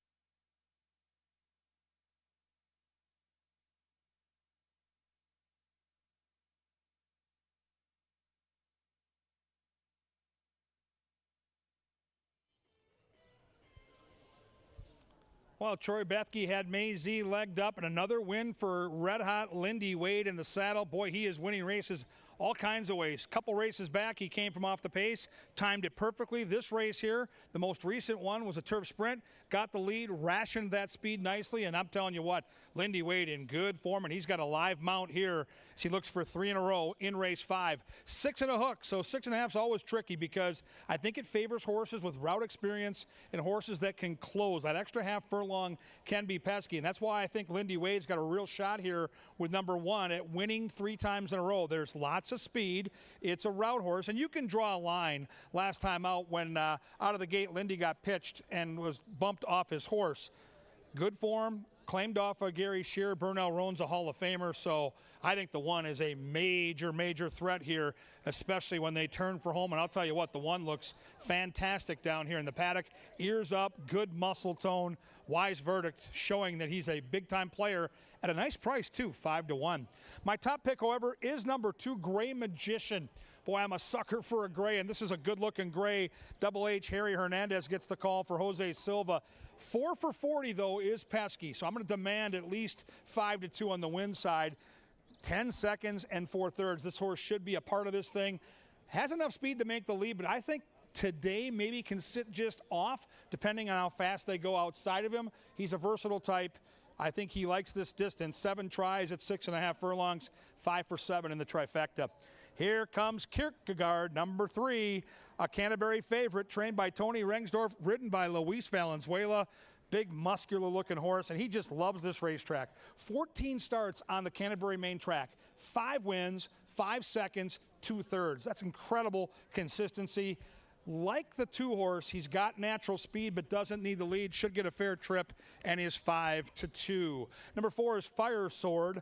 Uloa gets the call for Joel Burnt. Those are very potent connections, popping at over 25% on the calendar year. 3rd time off the layoff is the angle, and anytime you see Joel Burnt at 9-1, it should catch your attention. 5 might be the speed of the speed. It's Love My Jimmy for Robertino Diodoro. Carlo Lopez gets the call. The question I had was the layoff. Hasn't raced since way back on February the 20th. The workouts are good. The barn is good. We'll see if his speed can stretch out to 6.5. If he's clear, I think he's got a shot. If he gets cooked with somebody else up there with him, then he's in trouble late. 5-2 is a fair price on Love My Jimmy. 6 is Macho Rocco Alonso Quinones, the other Diodoro. Turf to dirt, off the claim, good stalking speed, and you give Quinones that good-looking gray with the attack post. Could be a nice little value player to the outside. Fun race here, 6.5. All 6 of these horses a legitimate chance for victory. Don't forget about the leg up fun, guys. Inside the main door here, go visit with Patrick Conchari. Get a t-shirt, get some raffle tickets, and make sure you come back July the 22nd to support the men and women that risk their lives for our entertainment. We love our jockeys at Canterbury. You better love them too. Race 5 coming up. Race 5 coming at you. Race 5 next. So who's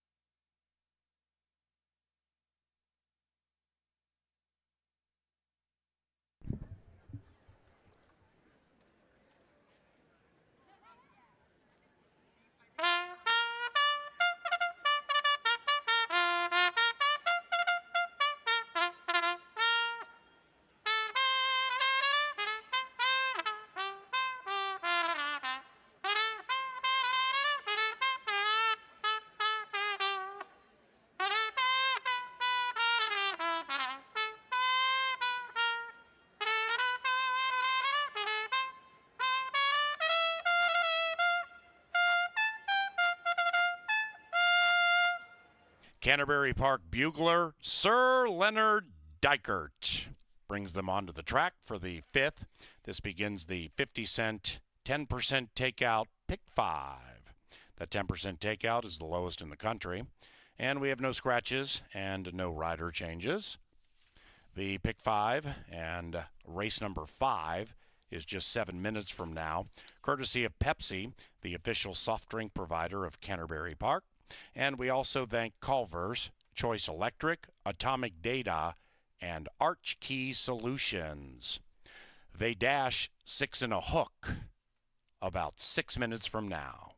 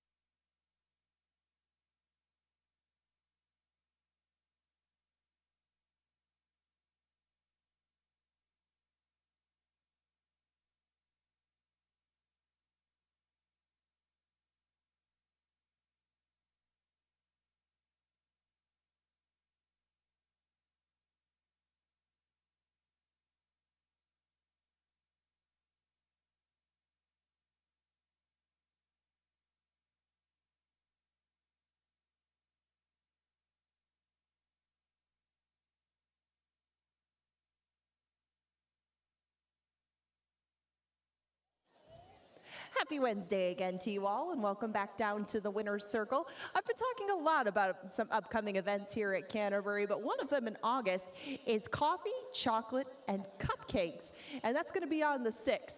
Now, I have a contestant with me today, ready to play some trivia. I have Lisa. Lisa, you've told me that you know a lot about coffee, chocolate, all of these sorts of things. So do you feel qualified to answer a trivia question about chocolate today? Yes. Very good. And before we do that, let me just take a look at this beautiful, beautiful ensemble, head to toe. She is racetrack through and through. It's a beautiful thing. Just had to point that out. Now let's look at the toe board.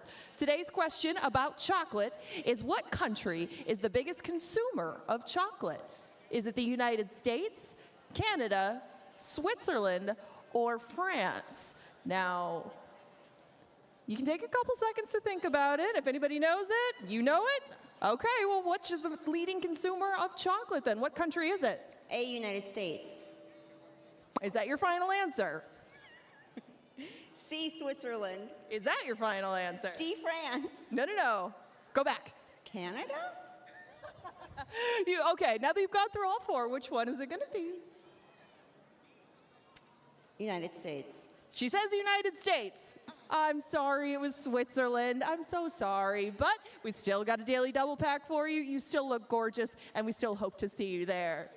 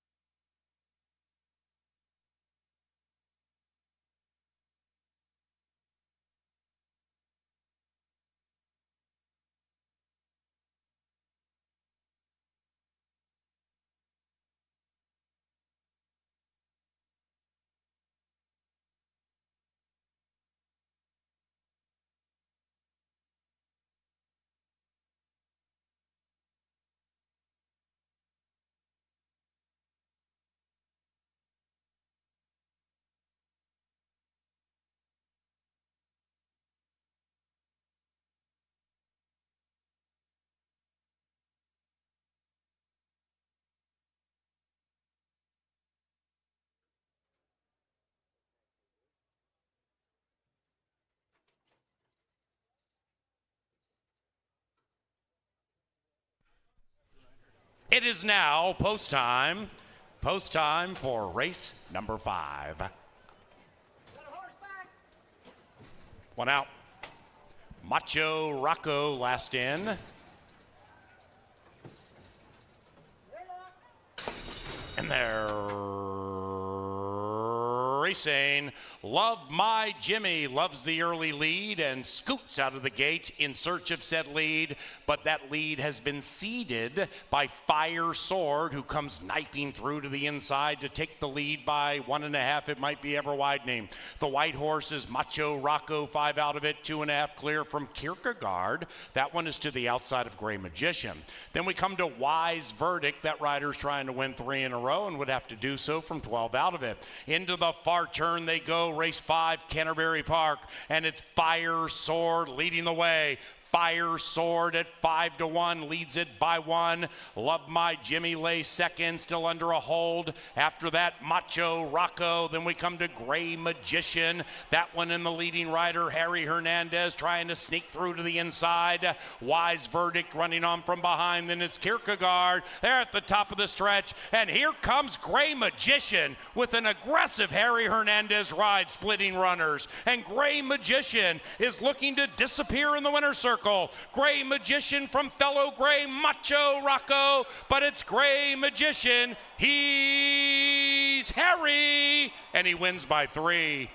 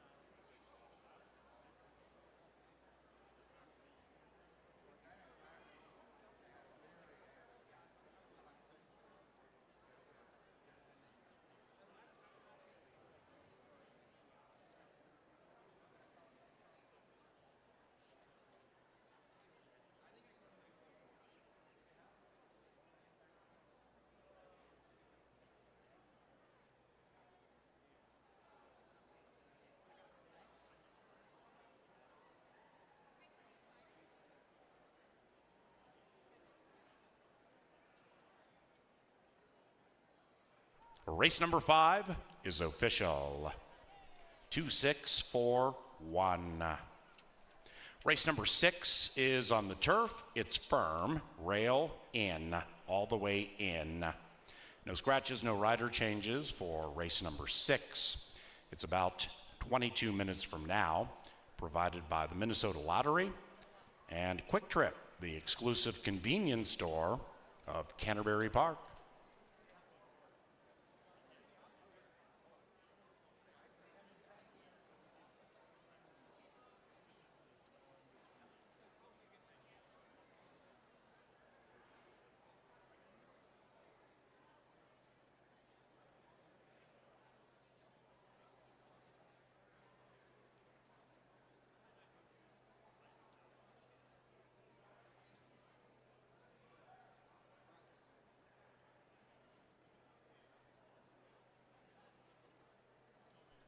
Now entering the winner's circle, Gray Magician, and the winning rider, Harry Hernandez.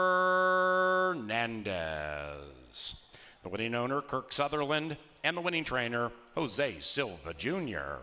An impressive victor is in the winner's circle. Behold, Gray Magician.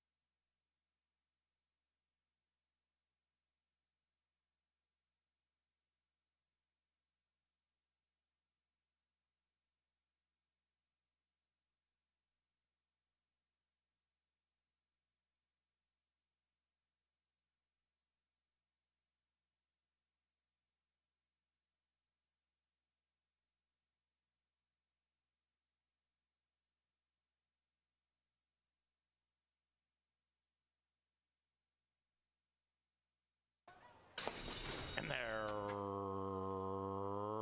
racing. Love My Jimmy loves the early lead and scoots out of the gate in search of said lead, but that lead has been ceded by Fire Sword, who comes knifing through to the inside to take the lead by 1.5. It might be ever widening. The white horse is Macho Rocco, 5 out of it, 2.5 clear from Kierkegaard. That one is to the outside of Gray Magician. Then we come to Wise Verdict. That rider's trying to win 3 in a row and would have to do so from 12 out of it. Into the far turn they go, race 5, Canterbury Park, and it's Fire Sword leading the way. Fire Sword at 5-1 leads it by 1. Love My Jimmy lays second, still under a hold. After that, Macho Rocco. Then we come to Gray Magician. That one in the leading rider, Harry Hernandez, trying to sneak through to the inside. Wise Verdict running on from behind. Then it's Kierkegaard. They're at the top of the stretch. And here comes Gray Magician with an aggressive Harry Hernandez ride, splitting runners. And Gray Magician is looking to disappear in the winner's circle. Gray Magician from fellow Gray Macho Rocco, but it's Gray Magician. He's Harry, and he wins by 3.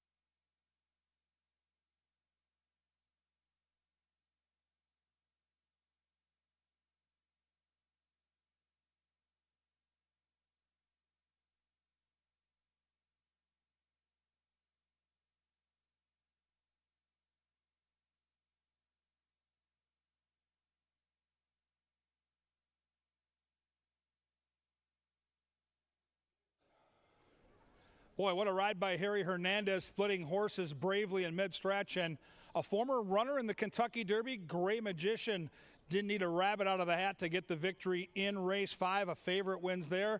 Now we'll find out if we get some value on the turf, because we've got the turf, all turf pick 3 ending here, and we've got the early pick 5 ending here. And boy, the excitement's abound, because this is a really cool race. And it starts another pick 4 right here with those cool quarter horse races on the back end. So a lot to digest. Let's handicap, starting with number 1, Beat the Heat for AAA Ranch. Ryan Kenny trains. Luis Valenzuela will be the pilot. This horse has a perfect post to use that to his advantage, because when right, this horse can lay back and make one run in the stretch. Go back a couple starts at Turf Paradise. That third behind Zoomer D is the race that he'll need to run today. There is a ton of speed signed on, primarily with the 3-horse and the 7-horse. So maybe Luis can save that ground, sit back on the hedge, and try to come get that money at a jumbo size price. Number 2 is Aries Reigns. Sosa gets the call for Lynn Rarick. 4 starts on our turf course, a couple of placings in those 4 starts. Has some natural foot. Now, probably not as fast as Papa Rizzo, the 3, or Bigfoot City, the 7, but probably sits right behind them and gets that garden trip, stalking the speed. What do you do with Papa Rizzo? Boy, is he a good-looking horse down here in the walking ring. Zeke Laura for Joe Roberts. We missed him last time, 10-1, and he loves this turf course. 4 wins, 2 seconds, 3/3 from 10 starts. So we won't be overlooking him this time. He's a must in your tries and supers. He's so very game. And the one thing I like about him in this race specifically is the outside horse, the favorite, is all speed. This guy can sit off if he needs to. The race within the race is how they separate themselves when they go up the barn side. But Papa Rizzo, a major player here at 4-1. I like the 4, though. I'm going to try for a horse off the pace. I think that there's enough speed to set it up for Caitlin Bedford's charge. It's Skippy Strike. I've talked all year about Jermaine Bridgman. This guy was knocking heads at Woodbine. You watch turf racing north of the border in Toronto, it doesn't get much tougher than those fields, and he's been awesome on our turf course. We'll see if Skippy Strike can come get the money late at near 5-1. Number 5 is Thick Haze. Double H. Harry Hernandez looks to go back-to-back. He rides for Tony Rengsdorf. He has 7 career victories, 5 of those 7 on this turf course. I think he gets a real nice trip, and I think 5-1 is a very fair price. 6 is Mark the Moose. Eduardo Gallardo for the red-hot Nevada Litvin. This guy continues to sparkle in terms of training wins. He's got this horse looking good with that braided mane down here, pulling off a Steve Asmussen-like play. Nevada's making all the right moves. The Moose won 2 back at nearly 12-1. We'll see what Mark the Moose can do for Nevada. He's looking for his 2nd win on the card. The People's Choice is the outside horse, number 7, Bigfoot City. Carlo Lopez for the red-hot Jose Silva. Silva's got a win in the card. Carlo's the best, and this horse just can run. 14 wins from 42 career starts. I love the way Bigfoot City goes about his business. Should be fun here, folks. Turf racing. Good luck in the pick 5. Good luck in that all-turf pick 3. And if you didn't hit those, now you can play the pick 4. We've got 3 quarter horse races still to come. It's race 6. It's all coming up and coming at you next.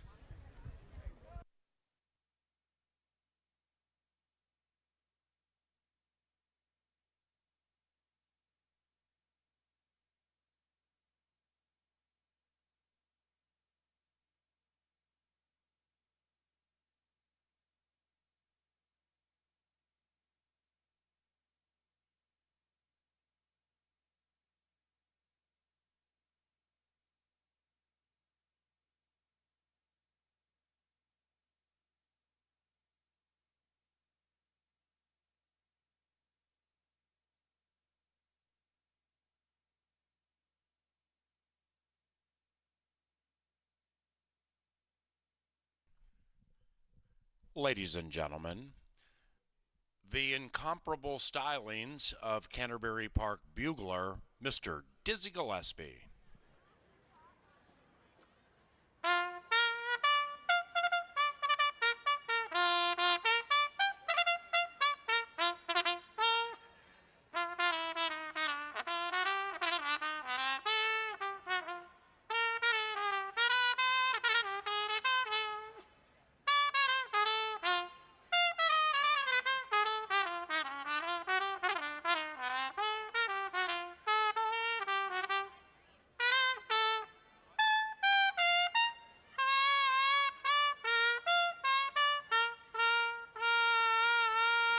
Ooh, that's nice. Lynn Diker, well done.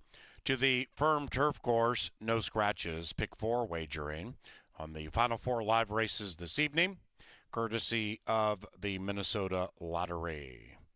We also thank Dick Sanitation, Gallagher, and Greystone Construction, and they'll be to the gate about 5 minutes from now.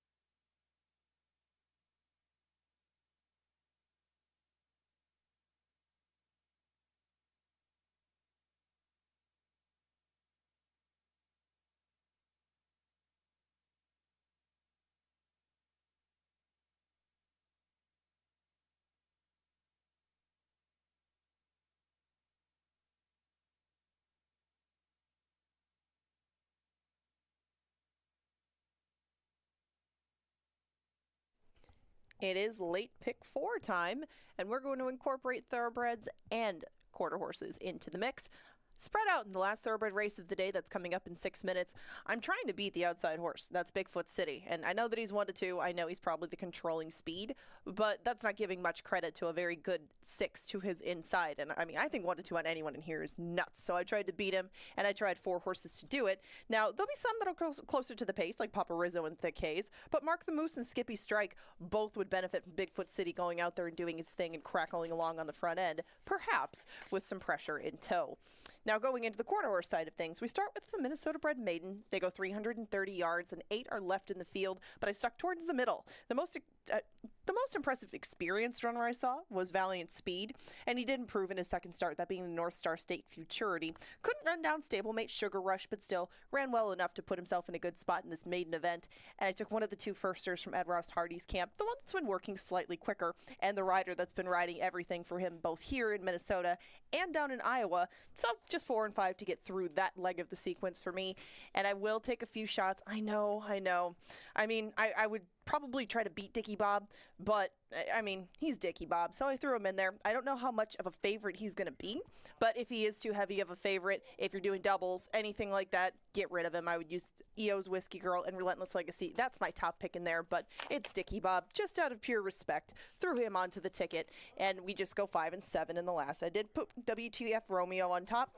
I'm sure the Paul will not stretch out that name and just leave the initials, but Ilglito to his inside has a lot of second place finishes, but had a lot of prime opportunities in those second place finishes. I cannot trust him to single, and I'll use those too. It's not an expensive investment, but it's a very interesting sequence. Again, a couple of breeds involved, 4 minutes to make those tickets, build on that ticket, subtract from that ticket, do what you like, but that's a starting point. You got a few minutes left to make late pick 4s.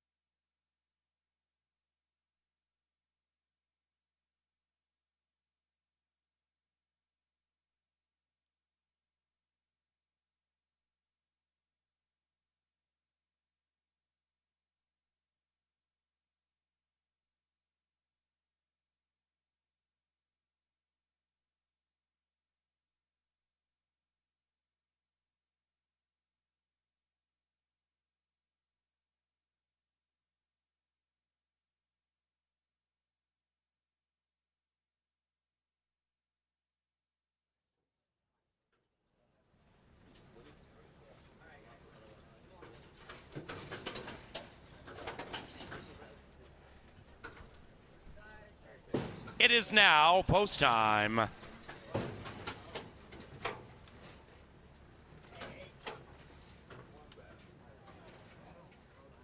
Mark the Moose goes in. Bigfoot City, the even money favorite, last in line. And they're racing. Slow beginning for the speedy Paparizzo, but now he revs up attempting to join the lead, which belongs to Bigfoot City. And Bigfoot City goes quickly, quarter horsing into the first turn. Bigfoot City opens up a 3-length lead. Paparizzo last out of the gate, now third, now second, and he's setting his sights in the early stages on Bigfoot City. After that, we come to Thick Haze. That one is saving ground to the inside, 2.5 from the lead as Bigfoot City conspicuously slows down on that pace. After that, Mark the Moose to the outside of Aries Reigns. Then we come back to the one second last, that's Skippy Strike, and the one at the tail is Beat the Heat, 15 from the front, and the front belongs to Bigfoot City, leading it by a half. In second, Paparizzo, 3.5. Then we come to Thick Haze, 1.5. Aries Reign, 8 lengths from the lead, and Aries is to the inside of Mark the Moose. After that, we have Skippy Strike beginning to run on from behind, and Beat the Heat still double digits out of it. They're at the top of the stretch, and Paparizzo last out of the gate trying to put that nose in front. Bigfoot City languishing a bit to the inside. Far outside, Skippy Strike is surging, and Thick Haze with a wonderful, wonderful ride, saving ground, fending challenges, and Thick Haze and Harry to the winner's circle.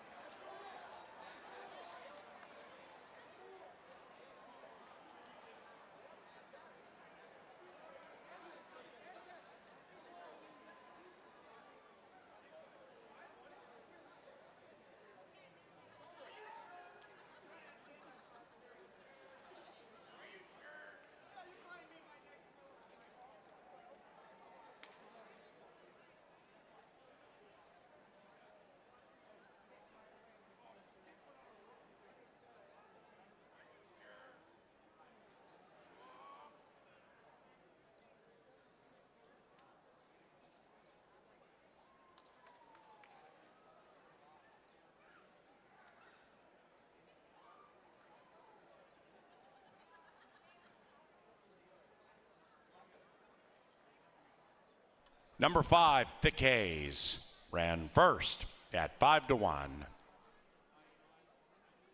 Photos for the rest. 128.25 was the final time. Please hold all tickets until race number 6 is posted official.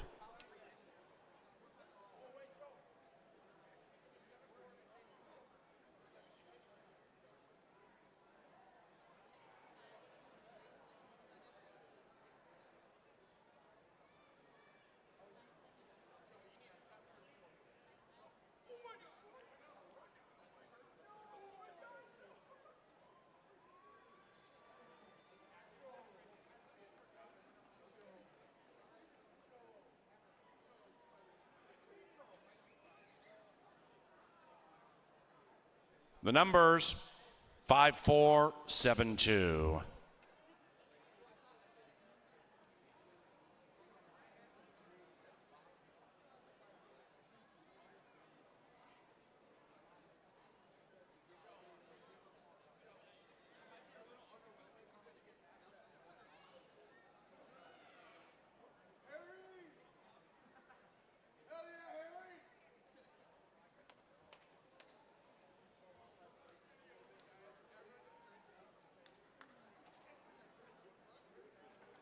Race number 6 is official.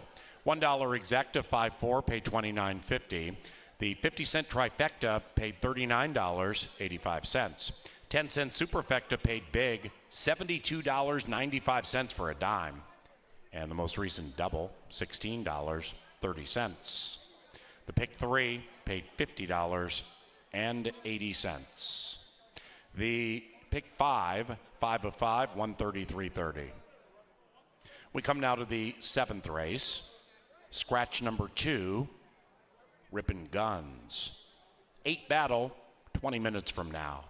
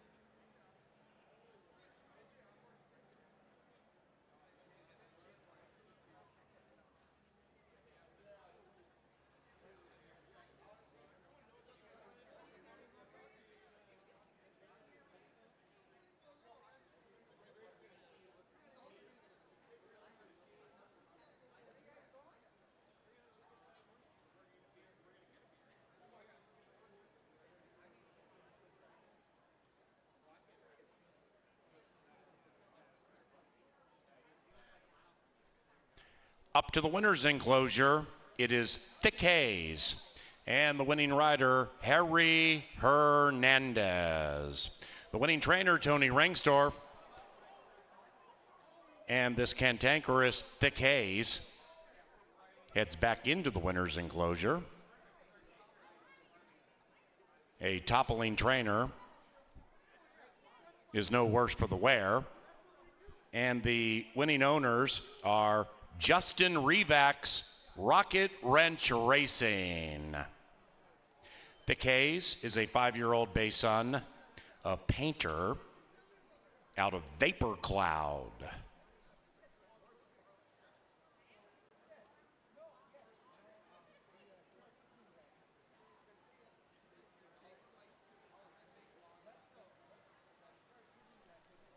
Race 7 is courtesy of Quick Trip and Atomic Data, the preferred IT solutions provider for Canterbury Park. And we also would like to thank Turtles Bar and Grill, Think Minnesota Realty, and JTR Roofing for 2024 sponsorship. The 7th race, 20 minutes from now.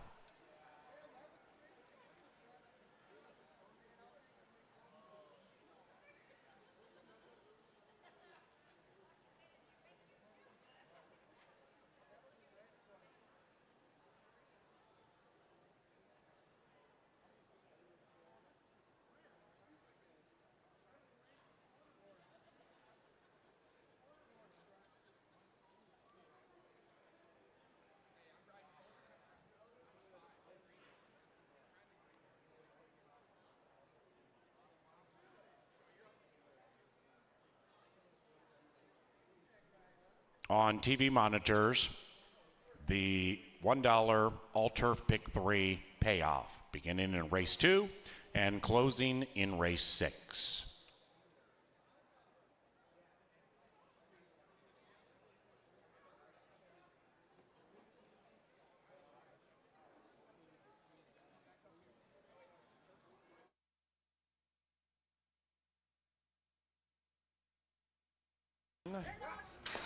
And they're racing. Slow beginning for the speedy Paparizzo, but now he revs up attempting to join the lead, which belongs to Bigfoot City. And Bigfoot City goes quickly, quarter horsing into the first turn. Bigfoot City opens up a 3-length lead. Paparizzo last out of the gate, now third, now second, and he's setting his sights in the early stages on Bigfoot City. After that, we come to Thick Haze. That one is saving ground to the inside, 2.5 from the lead as Bigfoot City conspicuously slows down on that pace. After that, Mark the Moose to the outside of Aries Reigns. Then we come back to the one second last, that's Skippy Strike, and the one at the tail is Beat the Heat, 15 from the front, and the front belongs to Bigfoot City, leading it by a half. In second, Paparizzo, 3.5. Then we come to Thick Haze, 1.5.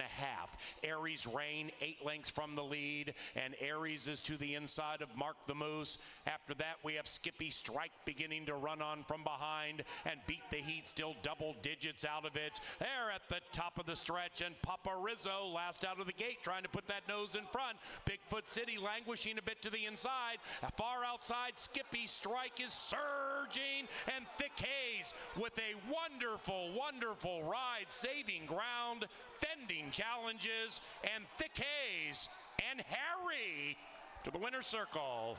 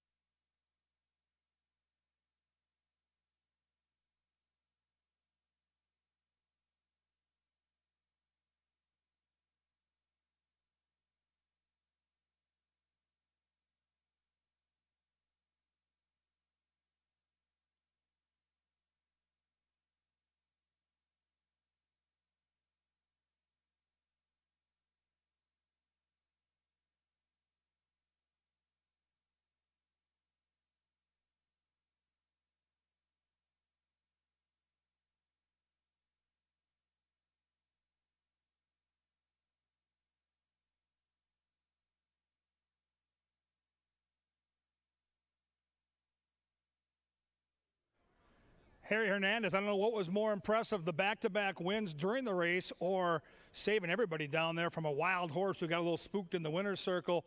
Bottom line is it was a nice win for him. Thick Haze, another win on the Canterbury Turf. 6th career victory for him on the local lawn. And now we've got 3 cool quarter horse dashes. If you're with us live here in Shakopee, come out to that grandstand apron. These horses are so fast, and they come thundering in a straight line down the stretch. Most of these finishes are head bobbers where there's 2 or 3 horses at the wire together. Super entertaining product. Let's take a look at the field. These are Minnesota-bred maidens, boys and girls traveling 330 yards. Number 1 is Kathy Wagon, and Kathy Wagon exits a stakes race against Sugar Rush. That's one of the key races when handicapping this event. Sugar Rush toppled a handful of the horses in this race. Kathy Wagon got bumped at the break, and anytime you see Jason Olmstead in a quarter horse race at around 5-1 or higher, you better pay attention. He is, without a doubt, one of the great quarter horse trainers in the country. Beautiful looking one horse is Kathy Wagon, and she's a good price, as I mentioned. Vos Atonement is the 3, Ed Ross Hardy. It's back to Jeff Maday's old school days, teaching all of us in the press box about the cues. He said Ed Ross Hardy, anywhere, anytime, is live, and he's got a good one here. Well-bred first-timer by One Fabulous Eagle, and on the board, Ed Ross Hardy, 6-1. So how about that, Olmstead and Ed Ross Hardy? And then all of a sudden, boom, next click of the board, and the 3-horse slips down to even money. Very interesting. Number 4, Valiant Speed, Ramirez for Olmstead, another horse out of that stakes race with trouble. I went back and watched the replay. It was limited trouble, but there was some bumping out of the gate. Ran on nicely. Looks like a young horse, lightly raced, trying to figure it out. And 7-2. Angela and I land on the 5. I never in my wildest dreams thought we'd be getting this price, but we are getting right now a juicy 15-1 on Vos Temperance. Good-looking filly makes her racing debut. It's Ed Ross Hardy. It's certainly a horse that's got some energy down here. She is a handful in the paddock, but in a good way. I like the overall verve and energy she is showing. That's Vos Temperance, now 12-1. 6 is Avery's Treasure, Garcia for Olmstead. Beaten 2 lengths in that Sugar Rush race, but this horse had a ton of trouble, and last time out was on the inside post number 1. I don't like that post 1 in those stakes races when it's a crowded field, so I like the post better here, and I think this horse is super live at 9-1. I always love a gray, too, and that's a gorgeous-looking gray down here. 7 is KQS Dreaming. Uh-oh, there's Kelsey Haar. The blinkers go off for the Gettix gang in from Iowa. Has-Tried Stakes Company now back with maidens. Anytime Kelsey's on a horse, we're pulling for her all the way and taking money, too. How about that? 20-1 morning line set by a pro. More than cut in half at 9-1. 8, Saturday Night Gamble. This one trained by Tyler Stein. Veered in the break and then bumped last time. You can draw a line through that race, and horse certainly showed some talent. 9 is He's Coming In Hot. Estrada, the other Tyler Stein horse.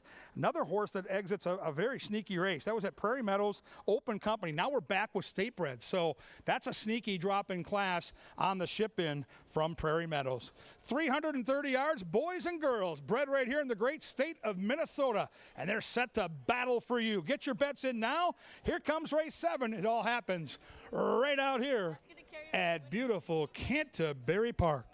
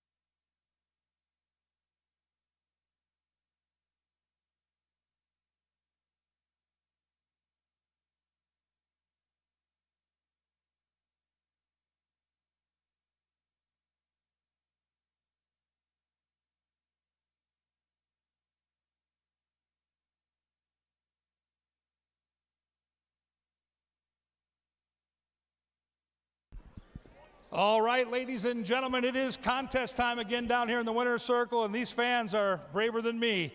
We are promoting our big weekend racing. Of course, Extreme Day is Sunday. Camels, ostriches, and zebras, oh my. We want to thank TJ Hooligans, the best sports bar in the South Metro, for their sponsorship. They're racing tonight for gift cards to TJ Hooligans and daily double packs to Canterbury. Let's first meet the contestants. The girls team representing Trudy Partners in those cool ostriches outfits. Give the crowd a wave. It's Madeline and Erica. And here comes the Hump Day team for the boys. It's Caleb and Jeremy. It's a two-person relay, down and back, down and back. Ready, set, go, and let it go. And the ostrich and the girls team has a short lead, but here come the camels back. Final stretch now. Who's getting the TJ Hooligans goods and the daily double packs? And down the stretch they come. Ostrich, camel, photo finish. I've got to make a tough call here, but I've got three daughters. Give it up for Trudy Partners, Madeline and Erica, by a nose or a beak, whatever you want to call it. That was awesome. Good job, guys.